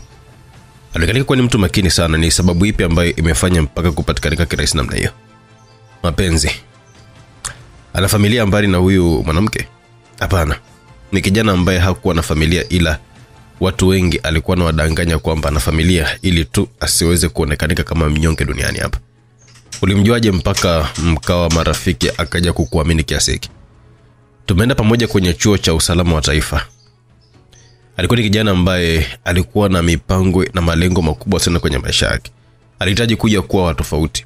Alitamani jina lake lije kuandikwa kwa wino wa dhahabu kwenye taifa hili, lakini kwa bahati mbaya haya yote yamemfanya kuja kuandikwa kwa kabuli kabla hata ya muda wake kuweza kufika. Sadiki alikuwa ni kijana mwenye uwezo mkubwa sana kwenye ubongo wake, hata viongozi wetu pia waliweza kumtabilia makubwa sana hapo baadaye, hususan ndani ya idara. Uwezo wake ulimfanya kuanza kubezwa na kuchukiwa na wengine wengi. Kama ujuavyo maisha yetu wa Tanzania, mtu akiwa mzuri kwenye kitu fulani kukuzidi, basi unamgeuza kuwa adui. Mimi kwenye maisha yangu niliwahi kufunzwa nikiwa kijana mdogo bado kwamba ukiona mtu anakuzidi kitu, basi usimgeuze adui, mgeuze kuwa rafiki yako ili ujifunze kwake. Haya maisha sio kila mtu anahitaji ushindani. Kuna wakati unatakiwa ukubali kwamba wewe ni mdogo kwa watu fulani ili uweze kufanikisha ndoto za kuwa mtu mkubwa kwa kujifunza. Hivyo wakati watu wakiwa wanamuona yeye kama hatari kwao, ilikuwa nafasi yangu ya muhimu sana kumfanya yeye kuwa rafiki mkubwa kwangu. Hilo lilikuwa ni rahisi kwani watu wengi sana hawakutaka ukaribu naye, hivyo akajikuta tu anakuwa sambamba na mimi. Tangu pale ulikuwa ukiniona mimi, basi ujue yeye yupo karibu, na hata yeye mwenyewe ukimwona karibu yeye, basi ujue mimi nipo mahali hapo hapo. Walianza mpaka kutuita mapacha kwa sababu ya ukaribu ambao tulikuwa nao. Tuliishi kama vile tulizaliwa tumbo moja, na kuaminiana kulianzia mahali hapo. Maisha yake yalienda sawa mpaka tunamaliza mafunzo, na baadaye tulianza kutenganishwa na majukumu, japo mara nyingi sana tulikuwa tunawasiliana, maana tulikuwa kama ndugu tayari. Kuna wakati ambao ilitokea ghafla tu akawa amekuja kupotea kama miaka 2 hivi. Kuna wakati ambapo ilitokea ghafla tu akaja kupotea kama miaka 2 bila taarifa yote ile. Na mara nyingine nilipokuja kuona naye alikuwa ni mtu tofauti sana. Mwanaume yule hakuwa kawaida, kuanzia mwili wake mpaka macho yake hadi namna ya uongeaji wake. Alikuwa ni hatari. Alikuwa anaongea kama ni roboti ambalo lilikuwa limetengenezwa maabara. Hakuwa rafiki yangu ambaye nilikuwa nimemzoea kwa miaka ya nyuma, na pale nilikuwa nimeanza kuingiwa na wasiwasi kwa sababu kuna hatari ilionekanika kwake. Mwanaume yule nilimtaka aweze kuniambia ile miaka alikuwa ameenda wapi, lakini ilikuwa ni ngumu yeye kuweza kuniambia ukweli, huku akidai kwamba ni majukumu ya kazi ambayo alikuwa amepangiwa nje ya nchi, jambo ambalo mimi nilielewa kabisa kwamba alikuwa ananidanganya. Hakuwa tayari kwa kuweza kuniambia ukweli juu ya mambo ambayo yalikuwa yanaendelea kwake. Alikuwa amebadilika rafiki yangu kipenzi. Ile wasiwasi wangu ilikuwa ni kweli. Ni sahihi kwamba ile miaka 2 alikuwa ni mtu hatari mno wakati akiwa anarudi. Nilikaa naye tena nikamtaka aweze kuniambia, lakini alisisitiza kwamba kwa usalama wangu sikutakiwa kuweza kujua jambo lote lile, na siku ambayo ningeweza kujua yale mambo ambayo yanaendelea, basi ndio ingelikuwa ni siku yangu ya kuweza kufa hapa duniani. Ile hali ilianza kunitisha sasa, kwa sababu alionekanika kuwa na mambo mengi ndani yake ambayo hayakuwa ya kawaida na hakuwa tayari kuyatoa, na mimi nikamsaidia. Tukaendelea kuishi vile kwa kuviziana mpaka siku ambapo nilifanikiwa kupata nyaraka zake mmoja kuhusu siri ambazo alikuwa ameamua kutokuniambia. Baada ya kusoma zile nyaraka, nilikuwa nimeanza kumuogopa hata mimi. Yule Sadiki hakuwa yule rafiki yangu wa damu na kama ndugu tena, bali Sadiki alikuwa ni muuaji wa kutisha sana. Kijana yule ambaye mimi nilimfahamu tangu mwanzo alikuwa ni tofauti kabisa. Ile miaka 2 ambayo alikuwa amepotea alikuwa yupo kupekwa. Alitengenezwa kuwa muuaji na alikuwa ameua watu zaidi ya 15 mpaka wakati ambapo mimi nilishika ile nyaraka kwenye mkono wangu. Jambo lile linishtua, lakini hali ambayo iliniogopesha zaidi ni jina la mtu ambaye alikuwa amehusika kumtengeneza yeye. Gabriel Msela. Hili ni jina ambalo taarifa zake hazifahamiki sana, lakini ni jina kubwa ndani ya idara ya usalama wa taifa, kwa sababu mwanaume huyo aliwahi kufanya kazi nyingi za hatari ndani ya idara na hakuwahi kufeli kazi hata moja, japo kwa bahati mbaya taarifa zake za miaka 2 zilikuja kupotea, yani lile faili lilinyofolewa. Lakini kwa baadaye kupitia Sadiki nilitambua kwamba mwanaume huyo alihamishwa jeshini ambapo alienda kupata mafunzo ya kikomando, na ndio story ambayo ilipotezwa. Alikuja kuwepo kwenye orodha ya wale makomando 30 ambao walikuwa naibeba hatima ya taifa hili, na baada ya hapo tena taarifa zake na muda wote huo alikuwa anafanya nini. Sasa kuona rafiki yangu alikuwa karibu na mwanaume mwenye historia ya kutisha kama hiyo, kwa namna fulani vya hata mwenyewe ile hali ilikuwa imeanza kunitisha. Niliogopa kwa sababu halikuwa jambo la kawaida lile. kuishi na mtu kama yule na ukawa salama, maana yake ni kwamba unakuwa sio wa kawaida. Sasa nitaka kujua kuna sababu gani ya yeye kuunganishwa na mtu hatari kama yule. Nilia sana siku ambayo nilikuja kutambua ukweli wa haya mambo yalivyokuwa, kwa sababu nilia sana siku ambayo nilikuja kutambua ukweli wa haya mambo yalivyo, kwa sababu alikuwa anafanya yote kwa ajili yangu mimi. Wakati tumeanza kutimiza majukumu ya taifa baada ya kumaliza mafunzo, watu hawa ambao walikuwa wanamtumia Gabriel ndio walikuwa na mipango jambali, hivyo waliona anaweza kuwafaa kwa baadaye. Walimtaka yeye, lakini wakati huo walitambua kwamba ilikuwa ni kijana mpenda haki na ambaye alikuwa na msimamo mikali sana kwenye maisha yake. Idala tukiona tunapambana na mtu wa namna hiyo, mara nyingi waga kuna mambo matatu yanafanyika. Moja, kumshawishi yeye kama yeye. Tukiona hili linakuwa limeshindikanika, basi waga kuna option ya pili ambayo ni kumuua, kwa sababu anakuwa hana kazi yoyote kwa upande wetu. Lakini kwake yeye alikuwa anahitajika akiwa mzima wa afya. Sasa mtu kama huyo, mkiona mambo mawili ya mwanzo yameshindikanika, basi mnatumia nafasi ya tatu ambayo ndio inatumika na idara za usalama na mashirika karibia yote ya kijasusi hapa duniani. Udhaifu wa mtu. Kila mwanadamu, hususan ambaye ana watu au mtu ambaye anampenda, lazima awe na udhaifu. Sasa sisi huo udhaifu ndio ambao huaga tunautumia kama silaha yetu ya mwisho pale ambapo mambo yakiwa yamegoma kila sehemu. Waliangalia rekodi ya maisha yake na kugundua kwamba hakuwa na mtu yoyote yule wa damu, yani ambaye ni familia yake, lakini kulikuwa na nafasi ndogo sana yale mapenzi ya urafiki, na hapo ndipo mimi hapa ambalo limemfanya kupoteza maisha yake. Walitambua kwamba Sadiki alikuwa na mtu mmoja tu ambaye anamjali, ambaye ndo mimi hapa. Maana yake walikuwa wanatakiwa kunitumia mimi kufanikisha mambo yao. Niko nilipomfuata na kumpa mipango ya kumpa kazi ya yeye kuwa muuaji, aligoma kabisa, na msimamo yake haikuwa tayari kabisa kuweza kuibadilisha, mpaka pale ambapo walimwambia kwamba kama akiendelea na msimamo yake, basi mimi hapa nilitakiwa kufa. Hilo ndilo jambo ambalo lilimfanya yeye akukubali kuanza kutumika na wanasiasa pamoja na wafanyabiashara kwa kuwa muuaji. Ile miaka miwili ambayo alikuwa amepotea na mimi sikujua kwamba yuko wapi, ndio miaka ambayo ilitumika yeye kuweza kutengenezwa na Gabriel, ambaye yeye mwenyewe baadaye ndiye ambaye alikuwa amepewa kazi ya kuweza kumuua kijana wake kwa ajili ya kufuta ushahidi wote wa mambo ambayo ilikuwa imetokea nyuma, kwani kwa kwake hai ilionekanika kuwa ni jambo ambalo halikuwa salama kwa upande wao. Hivyo ilikuwa lazima rafiki yangu aweze kufa. Sasa kwenye ule mpango wa yeye kuuawa ambao aliushtukia mapema kupitia kwa mwandishi wa habari Jose Sangai, ilimlazimu kuweza kunishirikisha mimi hapa, kwani alikuwa amebadilisha mawazo yake. Na hapo ndipo sehemu ambayo alifanikiwa kuweza kuwauza wale watu. Wakati nasafiri kwenda visiwa vya Maldives, mimi hakunishirikisha kabisa jambo hilo, mpaka pale ambapo aliona kwamba hata mwenyewe baada ya kumkabidhi binti yule alitakiwa kufa, ndipo akanishirikisha. Nakumbuka ilikuwa ni saa 8 usiku nikiwa nipo kwenye moja kati ya makazi yangu ya siri. Nilisikia sauti ya mchakacho. Ilikuwa ni ishara mbaya kwangu, kwa sababu nilielewa kwamba nimevamiwa. Hivyo nilivuta bastola yangu nikiwa makini kuweza kumkabili yule mvamizi wangu. Nilifika mpaka sebleni nikiwa na nyata, lakini lilikuwa ni swala la muda tu mfupi mpaka nilipohisi nimewekewa bastola shingoni, tena na mtu huyo akiwasha umeme mle ndani, maana alikuwa karibu na switch. Alinyosha mkono wake na kutaka nimpatie bastola, kisha nitembee hatua moja. Baada ya kufanya hivyo, alinitaka nigeuke, na nilipogeuka nilipigwa na butwa baada ya kutambua kwamba alikuwa ni Sadik. Na hapa ndipo aliniambia haya mambo ambayo ni mazito na jambo ambalo alikuwa analifikiria kwa wakati ule. Rafiki yangu, sina muda mrefu sana wa kukaa hapa na wewe. Aliongea na kunitisha akionekanika kukosa furaha kabisa. Unanitisha Sadik? Kwanza inawezekana vipi uje kwangu kwa kunivamia namna hii? Natamani kwamba tungelikuwa na muda wa kuendelea kubishana hapa, lakini huo muda mimi sina kwa sasa hivi, hivyo nahitaji tukae ili uweze kunisikiliza kwa makini. Sikuwa na zaidi ya kuketi ili kumsikiliza. Mimi natakiwa kufa, Aroni. Unamaanisha nini kusema natakiwa kufa? Sikuwahi kuambia hili, lakini mimi kuna kazi ambayo nilipewa. Kazi hii matokeo yake ni kwamba anatakiwa kuua mwandishi wa habari za uchunguzi, bwana Amani Kilonzo. What? Wewe ndio unataka kumuua mwandishi? Hapana, ila mimi ndio sehemu kubwa sana ya kuhakikisha hili jambo linakamilika, kwa sababu nimeshapigiwa hesabu na hata muda huu wananisubiri mimi tu. Akaendelea kunitisha kiasi kwamba hata mimi mwenyewe nilikuwa nimeanza kuogopa. Hivyo Ili lazimu tu kumeza mate na kuendelea kumsikiliza, kwani hata ubavu wa kuendelea kupinga mimi sikuwa nao kabisa. Amani anatakiwa kuuawa, lakini kabla ya kufa kwake inatakiwa kwanza mdogo wake ndiye afe, kwa sababu kwenye kutafuta ushahidi wa tukio hili mpango unatakiwa uanzie huko.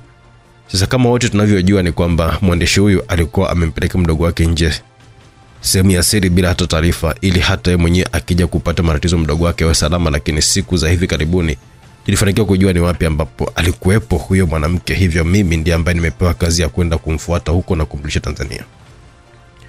Nilienda huko na kujifanya nimekutana naye tu kwa bahati mbaya. Nikamtaka kimapenzi na baadaye nikamtaka kurudi Tanzania, jambo ambalo nimefanikiwa kwa sababu mpaka muda huu nipo naye kwenye mkono wangu. Sasa mwanzo sikuwa najua ni kipi kinaendelea mpaka baada ya kupata ugeni wa Gabriel ambaye ni mwalimu wangu na watu kadhaa ambao ni wazi walikuwa wanataka kuniua pale pale, ila baada ya kushtuka wakuweza kumpeleka Fania mwenyewe. Nilikuwa nimenishtua ikanilazimu kwenda kwa mwandishi Jose, kwa sababu nilikuwa na uhakika kwamba yule atakuwa na mambo anayajua ya ndani kabisa ambayo mimi sina taarifa nayo. Hivyo nilihitaji aweze kuniambia kwamba hayo mambo ni yapi hasa. Jambo ambalo nimekutana nalo huko ndilo ambalo limenifanya mimi kuweza kuja hapa kwako kwa ajili ya kukuambia nini ambacho kinatakiwa kufanyika, kwani nina siku kama 2 tu za kuishi Aaron.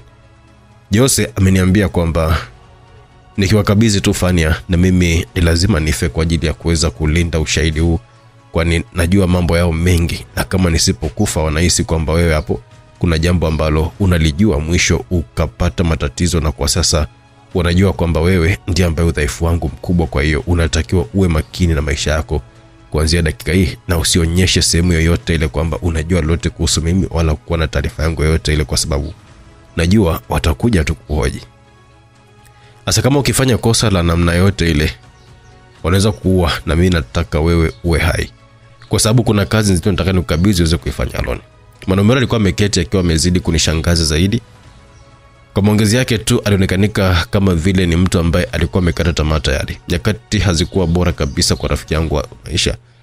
Huyu binti ambaye anatakiwa kuwakabidhi hawa watu na hatakiwi kufa, lakini wao hawatakiwi kujua kama yeye ataishi baada ya ili kuishi.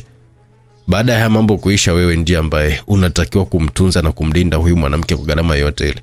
Mimi nitakupatia sehemu ya 3/4 ya pesa zangu ambazo utazitumia kuweza kumtunza huyo mwanamke Aaron. Na hebu subiri kwanza, nani ambaye anataka kumuoa mwanamke?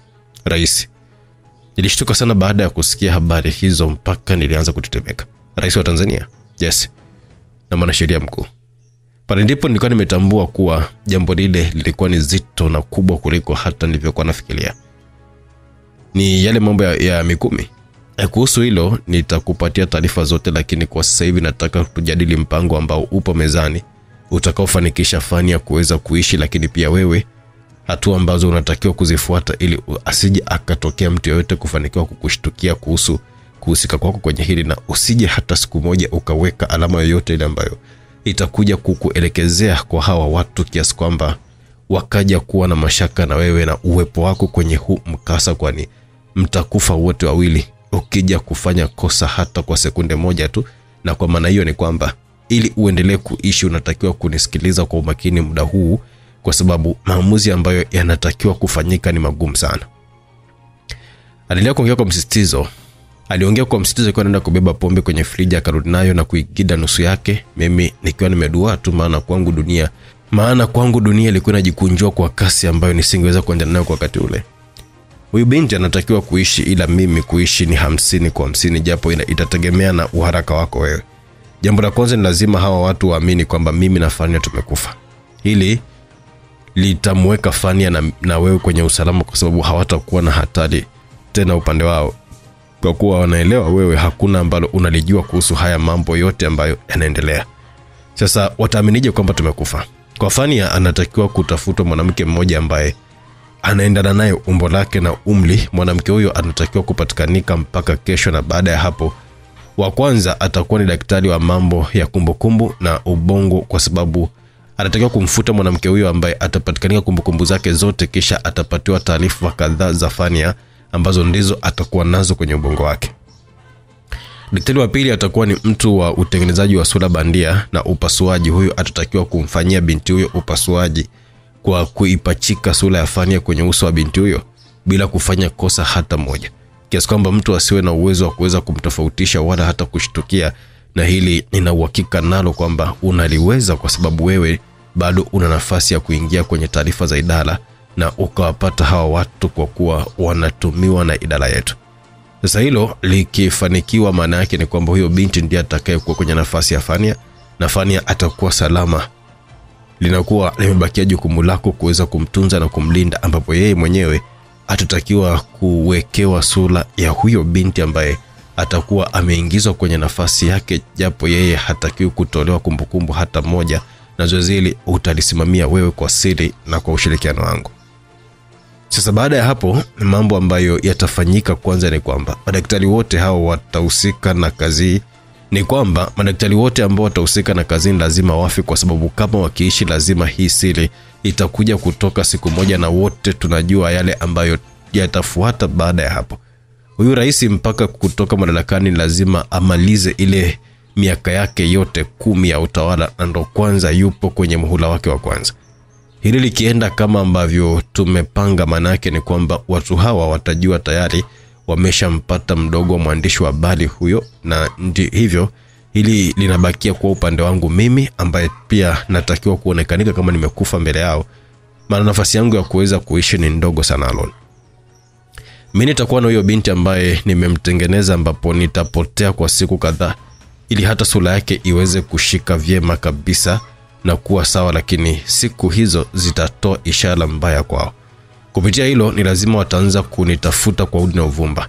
Baada ya hapo nitajifanya natuma taarifa sehemu kuomba msaada, kwa kuwa najua mtu huyo ni mtu wao, hivyo ni lazima tu atawaambia kuhusu ni wapi nilipo, ambapo watakuja kwa uharaka zaidi ili nisije kutoroka. Sasa wakati wanakuja eneo hilo, mimi nitakuwa na huyo Fania bandia ambaye tumemtengeneza, na watanikuta naye nikiwa najiandaa kukimbia nje. Ninaweka zoezi tutasimamiwa na Gabriel, ambaye kiuhalisia siwezi kusimama naye kupigana kwa namna yote ile, lakini yeye hatajali hilo, kwa kuwa atakuwa na uhakika wa furaha ya kunipata mimi na yule mwanamke, na mipango mizima lazima ianzie hapo. Sasa akinipata nitajaribu kupambana naye kuonyesha na mlinda Fania, lakini mwanamume lazima atajitahidi kuniua mimi ili aweze kuondoka na Fania lile eneo, na mimi ndiye ambaye nitamsaidia kuweza kuniua. Kwenye mdomo wangu nitakuwa na kidonge. Kazi yake ni kuweza kusimamisha moyo na mwili kwa ujumla kufanya kazi kwa masaa mawili. Sasa wakati ambao nitakuwa napambana naye, nitasubiria akiwa amenipiga sana, ndipo nitakitafuna kidonge ambacho kinaanza kufanya kazi baada ya sekunde 5 tu. Baada ya huo muda hakuna sehemu mwili wangu ambayo itakuwa inafanya kazi tena mpaka baada ya masaa mawili, kama sijapata msaada na kufa moja kwa moja, na hapo ndipo unaingia wewe ambaye utakuwa na dawa ya kuweza kunitoa kwenye hiyo hali. Sasa wewe utajuaje kwamba nipo sehemu fulani na utanisaidiaje? Gabriel hatakuwa na muda na mimi baada ya kutambua kwamba nimeshakufa. Muda huo atautumia kuweza kuondoka na Fania, huko akiwapa maagizo vijana wake kwenda kufukia mwili wangu kama ambavyo huaga anafanya siku zote. Muda wote ambao mambo hayo yatakuwa yanafanyika, wewe unatakiwa uwepo hilo eneo ukiwa unafuatilia mpaka mahali ambako watatakiwa kunipeleka, kwa sababu ni muhimu sana mimi kuishi, japo kama nikifa ni sawa pia. Kuna kazi moja ambayo bado sijaifanya. Kazi ya kuweza kumtafuta mtu ambaye atakuja kuifanya hii kazi. Natakiwa kumtafuta, ila kama nikifa kabla ya kumpata basi itakuwa ni mipango ya Mungu. Wewe utatakiwa kuhakikisha unanipatia dawa kabla ya masaa mawili kupita, kwani yakipita hayo masaa nitakuwa nimekufa. Aaron, umenielewa vizuri? Aliuliza akiwa anahitaji nimpatie uhakika wa kwamba nilikuwa namuelewa ule mpango wake. Ni kweli niliuelewa, lakini ulikuwa ni mpango wa kutisha sana, kwa sababu mpango mzima ulikuwa unahitaji usahihi kwa 100%, kwa nikosa hata moja tu la bahati mbaya lilikuwa linaenda na maisha yetu wote watatu. Mwili wangu ulikuwa wa moto kiasi kwamba nilitoa shati langu nikawa nimeinama kuwaza jambo lile ambalo moyo wangu ulikuwa unakataa kabisa kulifanya, lakini sikuwa na uwezo wa kuweza kumkatalia rafiki yangu wa maisha. Hivyo nilijikuta nikiwa napata ujasiri mkubwa ndani yangu, huku nikiwa natetemeka. Mimi nitaifanya hii kazi, lakini una uhakika kwamba hakuna njia nyingine ya kulifanya ile? Kwenye mpango huu sijakuona ukihusisha namna ya kuweza kumuokoa mwandishi ule wa habari. Hakuna namna ya kuweza kuwaokoa wote wawili. Ni labda wafe wote au afe mmoja na mmoja aishi. Ili Fania aishi ni lazima kaka yake afe. Watu hao wanatakiwa kuamini kwamba mpango wao umeenda kama ambavyo wao walikuwa wameupanga, na kama ikitokea kuna jambo lote lile likakwamisha hili, maana yake ni kwamba watajua kuna jambo halipo sawa tangu mwanzo na wataanza kufuatilia kila hatua kwamba walifeli, na hapo ndipo sitapatikana kiurahisi. Na Fania anajua huu mpango wako. Sijazungumza naye mpaka sasa hivi kwa sababu anaenda kunichukia sana baada ya kumwambia huu mpango. Sasa utazungumza naye vipi? Hakuna namna, lazima nimwambie tu kweli. Unawake kwamba atakubali kaka yake aweze kufa? Ndiyo, maana hatakiwi kuwa nafahamu wakati haya yote akiwa yanatokea, na kama ikiwa hivyo ni lazima awe tayari kukubaliana na ukweli. Unamaanisha nini? Wakati ambapo atakuwa anawekewa sura bandia, anatakiwa kupotezewa fahamu zake, na muda wa kurudisha fahamu zake inatakiwa uwe unamuongezea dawa ili aje kuamka haya mambo yakiwa yameisha. Sadikili jambo ni hatari kuliko ambavyo unalitamka wewe. Sio hatari kama yeye kuweza kufa wakati tunaweza kumsaidia. Na baada ya hapo utaenda wapi? Mimi nitakuwepo, ila nitaishi kwa utambulisho wa mtu mwingine kabisa na sura ya mtu mwingine. Sasa kama utakuwa hai, huoni kama inatakiwa wewe ndiye ambaye uweze kumlinda huyu mwanamke? Mimi nitakuwa mtu mwingine tofauti kabisa, kwa hiyo sitaki kujihusisha tena na nyie, kwa sababu kuna siku nina uhakika nitakuja kupatikana tu. Na wakati ambao napatikana, kama nitafanikiwa kuishi kwenye hili, basi nataka nife mwenyewe huku nyie mkiwa mko salama na wazima wa afya. So hili nitatakiwa kuwa naye peke yangu. Ndio Aroni, unatakiwa kulifanya mwenyewe mpaka siku kama tutabahatika kumpata mtu ambaye, ndipo nitarudi kwako kwa ajili ya kukupa kazi nyingine ambayo nadhani itakuwa ni ya mwisho kabisa wewe kuweza kuifanyia. Nitaifanya kazi yako Sadikila, na kuhitaji ukiwa mzima. Mwanamume alitabasamu tu na kuanza kuondoka mle ndani, lakini alisimama. Kwenye maisha yangu yote ambayo nimefanikiwa kuyaishi, kuna jambo moja kubwa ambalo nimejifunza. Damu ni nzito, ila uaminifu ndio silaha kuu ya ulimwengu. Kuna wakati marafiki wanaweza kuwa bora kuliko hata ndugu. Wewe ndiye mtu pekee ambaye mimi nipo tayari kuitoa hata nafsi yangu kuweza kuokoa maisha yako Aaron. I love you bro. Aliongea akiwa na shusha chozi. Kwenye maisha yangu yote, ile ndio ilikuwa mara yangu ya kwanza kabisa kumuona yeye akiwa anaongea jambo kwa akiwa analia. Nilitamani kumwambia mengi, nilitamani kumueleza alivyo muhimu kwenye maisha yangu. Nilitamani kumuuliza maswali mengi, ila muda haukuwa rafiki. Alikuwa na kazi nzito ya kuweza kumuelewesha mwanamke yule ambaye alimdanganya kwamba anampenda sana juu ya yale ambayo yalikuwa yanatokea. Vile ndivyo namna ule mpango ulivyokuwa umetengenezwa mpaka wote wawili wakawa hai kwa miaka mingine 5 baadaye. Wale watu waliamini kwamba yeye na Fania wamekufa kwa sababu nadhani yaliyomkuta yule binti hata wewe mwenyewe unayajua, na mwandishi Amani Kilonzo alipoishia wewe unapajua vizuri zaidi, lakini wale wawili hawakufa.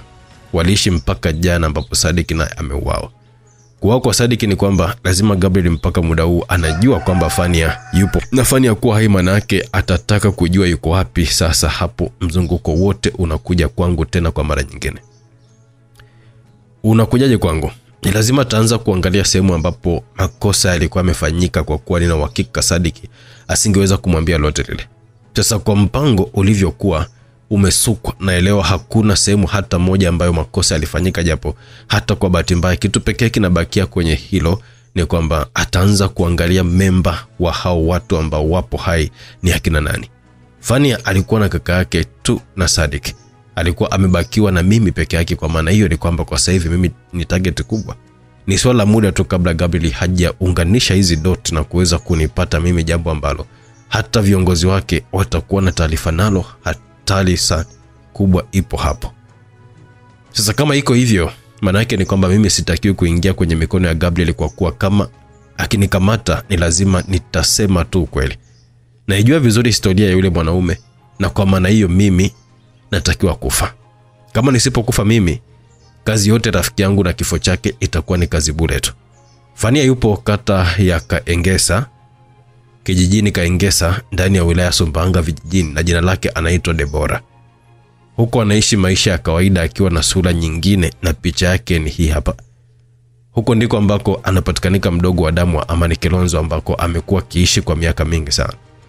Nilifanya uamuzi wa kumpeleka huko kwa sababu nilitambua ni eneo ambalo hakuna mtu anaweza kuhisi ama kuzania kuhusu uwepo wake huko, hivyo atakuwa anaishi kwa amani, na mara moja huaga naenda kwa siri sana kuweza kumtizama. Kwa kuwa mimi mwenyewe maisha yangu yanatakiwa kufikia tamati usiku huu wa leo, basi majukumu yote yatabaki kwako kuhusu kumlinda, na kama kuna taarifa za ziada ambazo utahitaji kuzijua, basi mwanamke huyo atakusaidia, kwa sababu huaga namwambia kila jambo, kwani nilielewa kwamba siku moja mimi pia ningekufa na yeye ndiye ambaye angekuja kusalia kubaki hai na kuishi. Maana rafiki yangu yametimia, mimi na yeye hatutakuwepo, lakini nina imani kwamba wewe hapo ni mtu sahihi wa kuweza kuifanya kazi. Watanzania wengi wanaumia kwa sababu hawajielewi. Moja kati ya sehemu ambayo serikali imefanikiwa kwa sehemu kubwa sana ni kwenye propaganda. Imefanikiwa kuziteka akili za watu kiasi kwamba wakija watu ambao wanakosoa yale ambayo serikali inayafanya au kudai mabadiliko, watu hawa wanaonekanika kama vile hawana akili na raia wanafuata bendera tu bila kujua uhalisia wa mambo upoje. Lakini mtu kama mimi ambaye nipo kwenye mfumo, najua ni kipi kinaendelea, na naelewa pia kwamba hata wewe hapo unaelewa kwa usahihi kwamba ni jambo gani ambalo linaendelea. Kwa mara ya kwanza nilipopewa simulizi ya maisha yako na Sadik baada ya kusaidiwa na yule mzee, nilitambua kwamba huyu anayezungumziwa sio binadamu wa kawaida. Ilinitisha kuona kwamba umehusika kwenye mauaji ya matajiri wakubwa 100 duniani.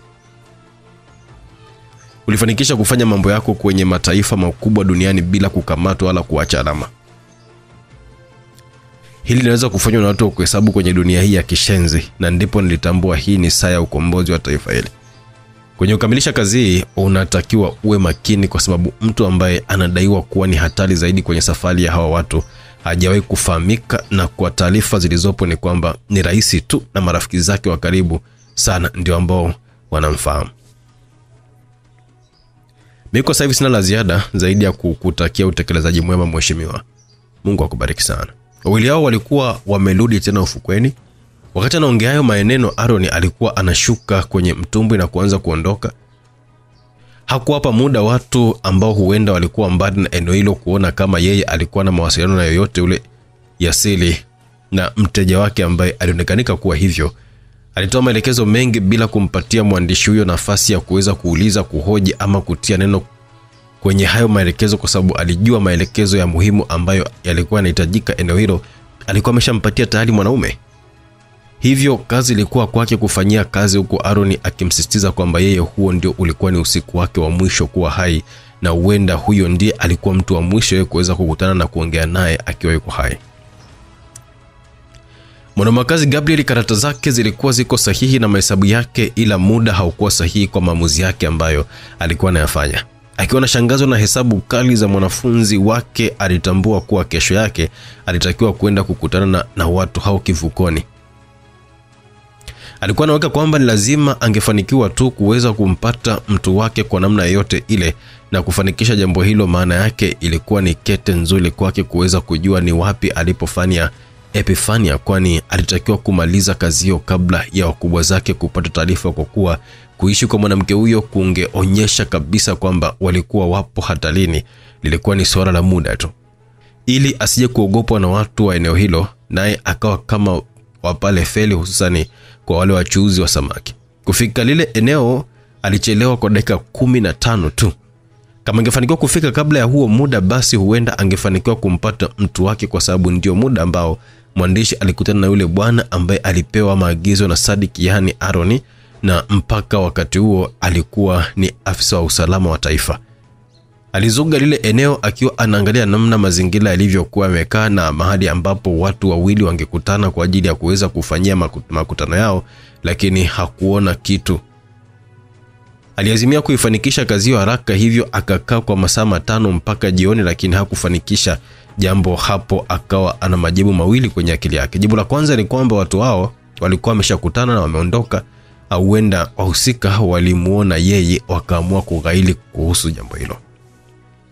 Kwenye fikira zake alikuwa na wazo jipya baada ya hilo la kwanza kufeli. Alisimama akiwa anaangalia ikulu kwa umakini sana. Ni mengi ambayo alikuwa anaendelea kwenye moyo wake, ila kwa wakati huo hakuwa na uwezo wa kuyasema zaidi ya kufuata amri, kufanya yale ambayo wahusika walikuwa wameona kwamba ni ya muhimu kuweza kutekelezwa.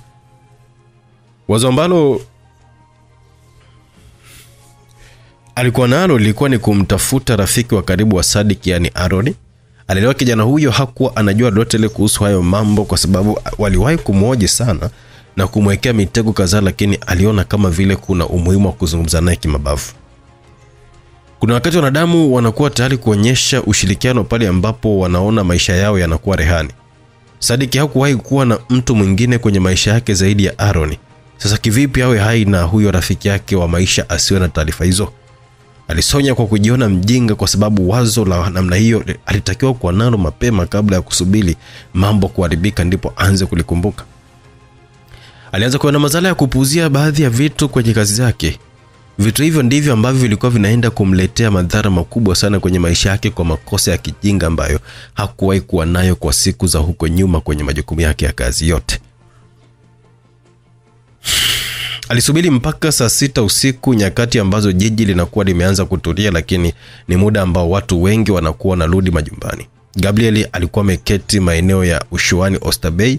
Aliketi pembezoni mwa barabara karibu na sehemu ambayo ilikuwa na mkusanyiko wa barabara 4, akiwa anaiangalia nyumba moja ambayo haikuwa mbali kutoka alipokuwa, huko akiendelea kuvuta sigara kwa mbali, tena kwa hisia kali za ndani.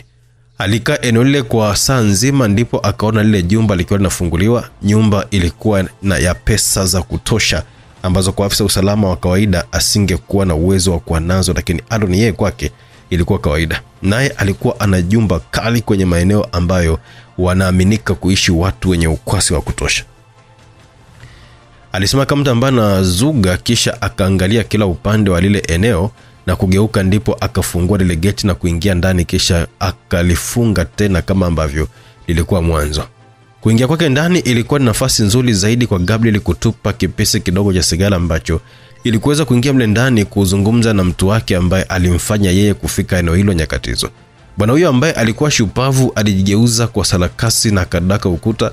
Alijigeuza tena akawa ametua juu, kisha akarukia kwa ndani. Ila wakati akiwa anatoa alikutana na kamera mbele yake, akatambua kwamba mhusika bila shaka alikuwa amemuona kama yalivyokuwa anaangalia kwenye kamera wakati huo.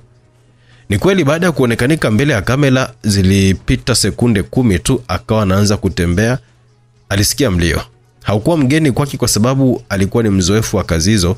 Ulikuwa ni mlio wa risasi kutoka ndani. Jambo hilo lilimpatia mashaka mazito na kutamani kwamba lisije kuwa limetokea jambo ambalo yeye alikuwa analiwaza kwenye akili yake.